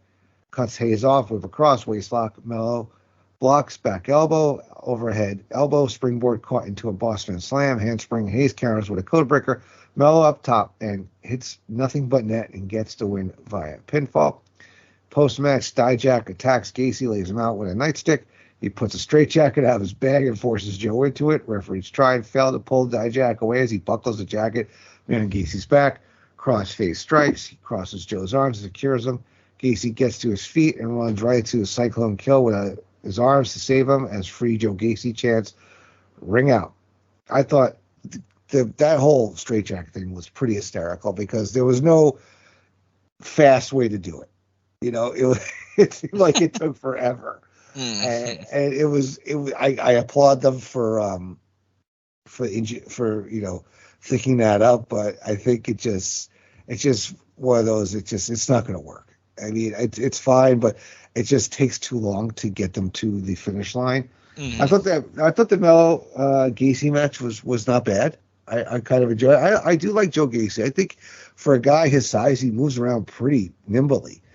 And keep building up Mello because he's obviously going to be challenging sooner than later. What are your thoughts here on this part? Yeah, Gacy's a guy that's really improved a lot in my mind over the course of this podcast. He was somebody at the beginning I wasn't really a fan of, but I think, like I said earlier, his style just fits a lot better as a face. So I think it definitely works better for him. I thought this match was really good. Carmelo recently turned heel. Obviously, he's going to get the win, kind of build his momentum towards, obviously, or it seems to be some kind of NXT title match with Ilya. So there is that. Kind of going back to Highway to the Impact Zone we were talking about earlier, they recently used the straitjacket in a match, and it kind of had the same problem. It just takes a little too long, and in that it was Christian Cage was trying to put it on Rhino. And if you know how big of a human Rhino is, just try to think about putting a straitjacket around the human refrigerator of a human being he is. So it was even harder for him. So I just don't know that a straitjacket's a wrestling weapon that should be used, because it's just something, like you said, that just takes a little bit too much intricacy and a little bit too much time to kind of execute well. Well, so. For one person putting on another, maybe if you had like like 2 or 3 guys putting it on one guy, maybe you could probably pull it off. But one guy putting a straitjacket on another guy, it's really hard. It's hard enough to capacitate somebody to roll them into a goddamn coffin, and that's all you got to do is push them. This is like, you got to get them in. You got to tie all the buckles. You got to get the arms. It's just I suspend my disbelief a lot when it comes to wrestling. It only goes so far. No more straitjackets. Yeah, that's where I draw the line. Straitjackets. So over Femi walking backstage. We go to break, come back. We got Roxanne Perez in the locker room upset that Lola Vice ruined her one-on-one rematch. And then Shotzi comes in and steals the next match. The new girl, Brinley Reese, pipes up and says she knows how Roxanne feels, and Perez unloads on her verbally before unloading on her physically, punching her in the jaw. And we get another one of those cryptic, scratchy proverb vignettes. And we get Obafemi making his entrance and gets on the mic, says you can't argue with prophecy, and he's still the North American champion. The mountain of NXT, the man Obafemi. He says Dragon Lee is a proud warrior, but he showed at Vengeance Day that it takes more than just a fighting spirit to take the title from him, and the title around the waist of a superstar means prestige, but for him it means supremacy. Dragon Lee was the first casualty, but he won't be the last, and you can send anyone you want after the title, and don't send anyone you want back. So Lexis King enters. He said he wanted to personally congratulate Oba on all his success, but he has to be honest. He hears he's been calling himself the ruler, but everyone knows that Lexis is the king, and he thinks it's just a little funny. Oba then tells him to get to the point. King's point is that he softened him up for the title and places it on his shoulder, and it'll be him that takes it off of him. Femi said he doesn't deal in threats, and King says that it was a promise. Oba then says he gets a title shot next week, but promises his throne is not the one he'll be sitting on anytime soon. We got Lexis attacking Oba, cutthroat. Femi shoves him off, but King scrambles away from a powerbomb, finds safety on the floor. And we go backstage, and Brooks Jensen and Josh Briggs are brawling backstage, and Ava Raine has them pulled apart, tells them to fight in the ring, not back here. And then we get Kiana making her entrance, and then back from commercial, we get a bumper with a tweet from Dragunov about how Hayes' Day of Reckoning is coming. So we get we get a nice bit of character stuff here with Oba. We get Roxanne still pissed off backstage, and poor Brinley Reese keeps getting her ass kicked. Lexis King, you knew he was going to be coming out to kind of he was the one I think that got in Obafemi's ear to do the cash in, so I think he's kind of trying to be the master manipulator, and it doesn't seem to be working out for him up to now. And Brooks and Briggs are kind of come to blows already, so let's see what happens with those two. What are your thoughts on Roxanne continuing to be pissed off backstage, and Oba and Lexis King pretty much setting up a match for the following week? Yeah, it's kind of confusing for Oba. I know he was kind of presented as a heel when he went into Dragon Lee, but obviously he's not going to be the heel in this match with Lexis King, because Lexis King, like we said, is kind of a shit-stir heel at this point. So maybe Oba's going to be more of a baby face now, or it's just going to kind of depend on who he faces, I guess, going forward at this point. So definitely interesting to see how that kind of works out. And then, the brawl between Briggs and Jensen obviously shows that they're not going to not going to be patching things up anytime soon based on their previous encounter. So hopefully a match between them. We'll see, and hopefully it'll be pretty good, and it'll give us a little bit clearer picture of where they might go from that. All right. It was on to a match between Brinley Reese versus Kiana James. James went on bar, shot off, drop down, arm drag, shoulder block, and Reese sends Kiana packing. Izzy Dame runs interference, big lariat on the floor, back inside. James puts boots to her, reverse, snap swinging neck breaker, but Brinley kicks out. Reverse chinlock applied, axe handles, shoulder blocks, hamstring lariat from Reese. Big ending, cover for 2. James floats over a slam, inverted TDT connects, swinging into the 401k, and then Kiana James hits an inverted overdrive and wins via pinfall. We go backstage. Ava is on the phone making Briggs and Jensen official when Roxanne Perez charges up. Ava asks if she punched Ren Sinclair in the face, and Perez says she was in the wrong place at the wrong time, and Ren has a match against her next week. And then after that, maybe they'll talk about the title. Roxanne doesn't like the delay and huffs off. We get the Wolf Dogs and the Angel family shown backstage, making their way through the arena for the main event. Back from commercial, we get a Nofi and Blade chatting about Brinley Reese's match. Nofi says now she's going to know how they feel, and Malik wants them to be there for her when she comes through. She cartwheels through it. She's excited and motivated to train harder and get better and so on. We get some commentary to hype the next show, and we're going to pause there before we get to the main event. So Brinley Reese seems like she's kind of like the new, I mean, she might be like the new Thea kind of thing, I think, where she's she's very Thea-like for sure. Yeah, very Thea-like, a little too much pep in her step. Match with her and Kiana was fine. I mean, and then they're setting up stuff obviously for next week. What are your thoughts here? Anything on the her match and the backstage stuff? Yeah, she's more like peppy. She's not as like crazy and like pit bullish as kind of like you always described Thea as. So she didn't quite have that aggressiveness that I think Thea had, or that kind of over excitement for whatever she's doing. The match, somebody that likes exercise a little too much. Yeah. But yeah, her match with Kiana was just to get Kiana over, kind of start to elevate Kiana towards the main event picture for the women. So that's really what that match kind of served the purpose for. Roxanne kind of pushing her little, is she going over the edge? Is she starting to turn a little bit heel? Is that dark side kind of growing inside of her, with the frustration that she has that she's not getting her title shot? So definitely interesting little segment there with Ava. But yeah, couple interesting segments. And we'll see where Roxanne goes from here. Obviously, I think she'll get another shot, but we'll see how that works out for her. All right. Move on to our main event, which is the D'Angelo family, Channing Stacks Lorenzo and Tony D versus the Wolf Dogs, Baron Corbin and Braun Breaker for the NXT Tag Team Championship. We get Braun and Tony D to start, collar and elbow, circling side headlock from the Braun, pull back apart. Tony gets a side headlock this time, reverse shot off, drop down, duck a lariat, shoulder block, tag to Lorenzo, whip across, basement drop kick, scoop, and a slam cover for 2. Knee lift, tag to Corbin into the turnbuckles, back body drop to the apron, shoulder block. Baron cuts Stacks off with a huge right hand up to the second rope. Channing cuts him off with a shot to the midsection and a tag to D'Angelo. Double suplex on the big man. Hip toss puts Stacks into Corbin. Braun runs in, staggered core lariat. Hip toss puts Channing into him as well. Right hand from Tony. Body blows, ramming D'Angelo into the corner. Slam. The match breaks down into a bit of everybody do something cool territory. Tony Liger bombs Breaker out of nowhere. We go to break. Back to commercial. Corbin working Lorenzo over. Desperate right hands from Stacks, but he eats a deep 6. Drawing him up. Body blows in the corner, setting Channing up. He fights back off the second with a corkscrew uppercut. Tags me. Tony cleaning house. Belly to belly suplexes all over.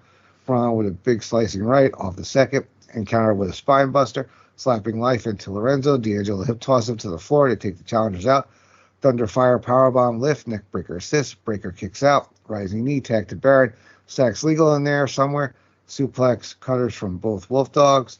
Then we get sunset flip for 2. Bossman slam from Baron on Tony. Tag to Breaker. Assisted power slam. Stack breaks it up. We get a cactus clothesline. All 4 men on the floor. Passing Corbin to the steel steps. Braun lifts D'Angelo up. He slips out. The family pushes him through the announce table. Back inside, Baron Corbin breaks up, double whip. Corbin stops short, right hands from Chancery. End of days on Stacks. Tony clobbers Baron to the floor, but Braun is ready. And Braun hits the spear on Shining Chax Lorenzo, and the Wolf Dogs win via pinfall, becoming your new NXT champions. Post-match, the Wolf Dogs celebrate with the titles. I really enjoyed this match. I thought this was fun. All the guys performed well. I was thinking that the Wolf Dogs were not going to be successful because of, one, you see Corbin going to the steps. You see Braun going through the table. Braun is being courted by Raw and SmackDown. It's just a matter of time before he's called up officially. And, I thought that Tony D and Stacks were going to hold it for a bit more, and if they were going to lose it, they were probably going to lose it to OTM. But, who knows what the future holds. And we'll talk about that in a moment because of, kind of what's going on with Braun also outside of NXT. But, yeah, I enjoyed this match. Bad night for the family. Adriana loses. The boys lose. What are your thoughts on this main event? Yeah, this result really kind of muddles up the tag picture even more than it already was, I feel like.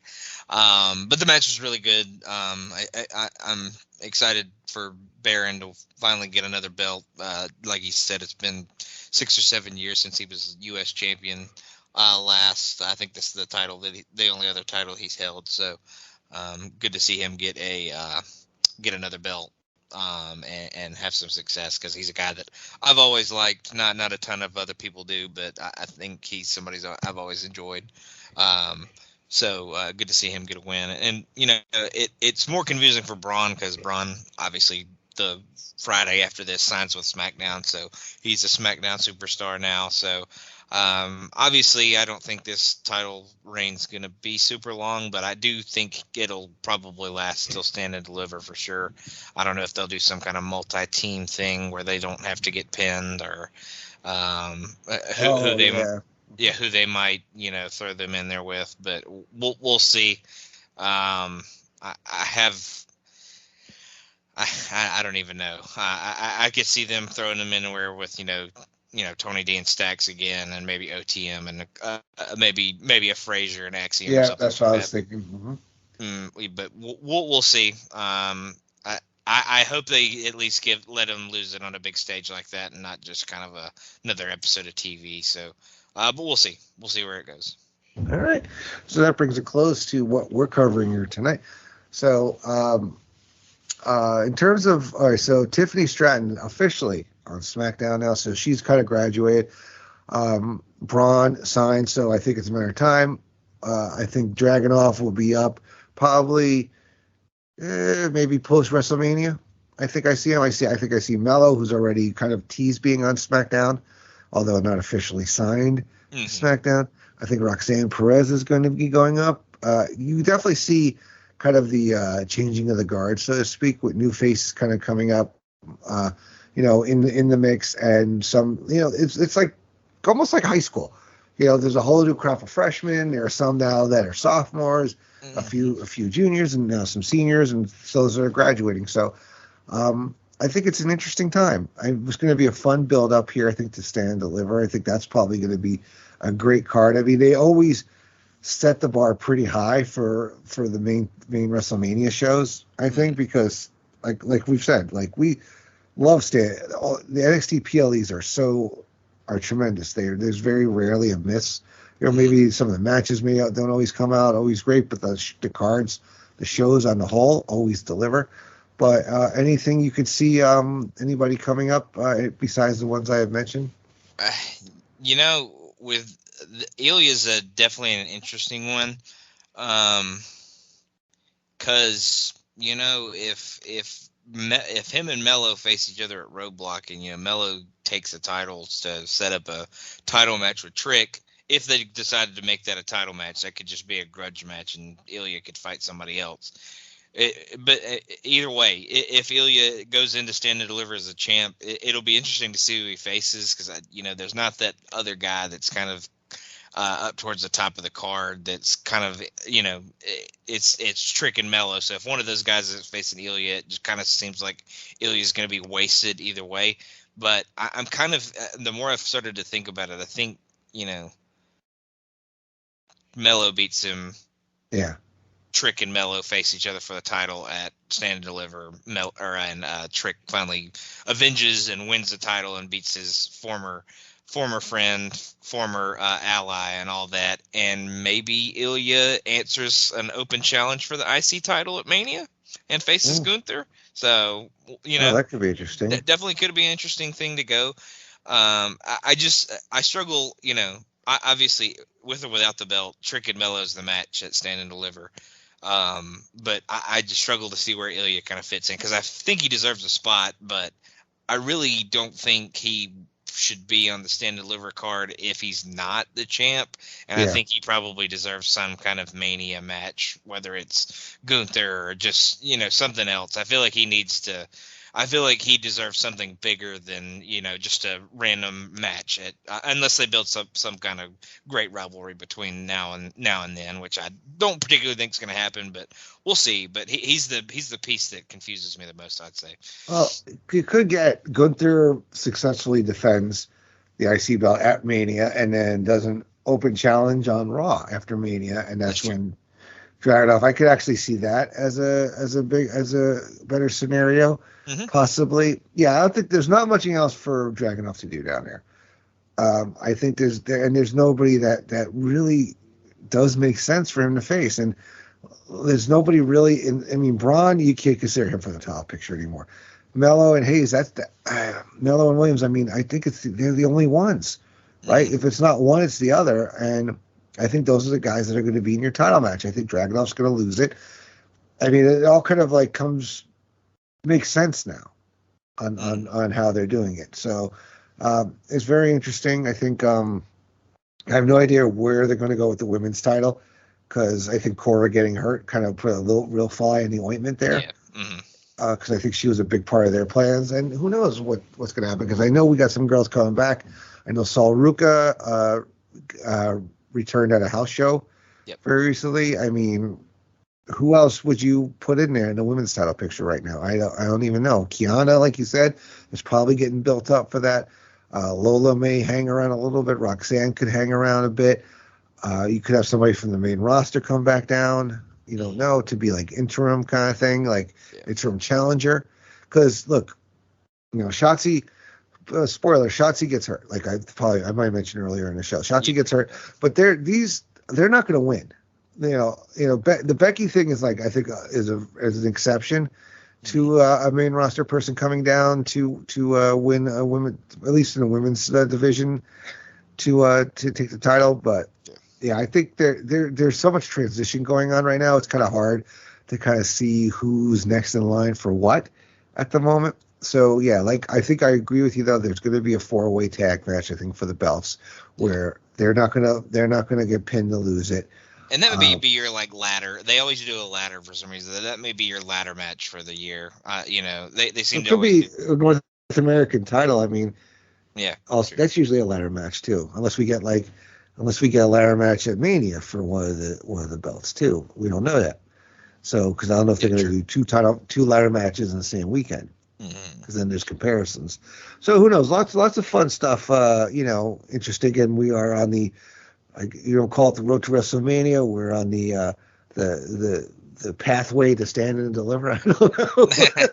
We'll say, but definitely a lot of fun stuff. And as always, great talking about it with you. What do you got to plug right now and direct people to on your pods and socials and what have you? We've talked about Highway to the Impact Zone. Check that out. We just did Bound for Glory 2006. We're building towards our next pay-per-view, which is going to be Genesis 2006, which is the first match between Samoa Joe and Kurt Angle. Kurt Angle just came in, so big happenings there. That's the first real big match when Kurt Angle comes in. So definitely looking forward to watching that one again. Linking Up Luchas is a Lucha Underground pod I do on the North-South Connection, and we're almost towards the end of season 1, so definitely looking forward to seeing how that crescendos as we get towards it. Talking Docs is a documentary pod I do with Roger and Jenny, talking about documentaries. We're about to start a new season on serial killers, so definitely looking forward to checking that one out. We're starting off with Dahmer, so definitely had some real depressed nights over the last few weeks checking all that out and watching all that stuff. So and then YouTube Roulette just had a new episode come out recently, and that is just the absolute insanity that it always is. So check everything out on all the feeds, but check that stuff out for sure. All right. Yeah, I hear you with the serial killer stuff. Actually, for work, I used to have to screen serial killer biographies. Oh, so, boy. Yeah, there are a lot of them out there, and really messed up ones. I could tell you off mic about some of the ones that are a little more disturbing. And I want to bring the crowd down here with some of these tales of some of these shows I used to have to watch for work, nonetheless. Anyway, so for me, my home for the most part is the pop feed, the PTBN pop experience. Part of the video jukebox song of the day that drops every weekday at 8 a.m., usually 1 or 2 times a week. That's me. As well as, actually, I have a bunch of shows returning. There's a new episode of Pop Goes the Classics. That's myself, Steve Riddle, and Miranda Berthold, where we go through the Disney full-length feature animated canon. And we were up to Treasure Planet, a very forgotten film, and there are good reasons why. And so check that one out. And then after that, we're kind of like in like a kind of a very downtime for Disney animation.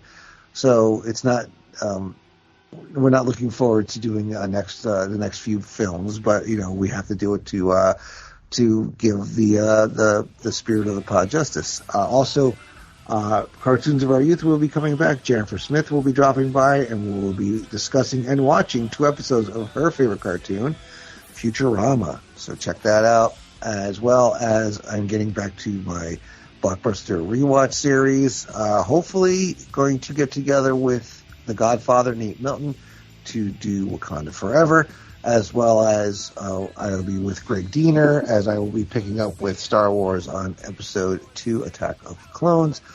And just looking to start kind of easing back in and getting a regular rotation of my shows. And Logan and I are trying to keep this as a, kind of as close to monthly as possible.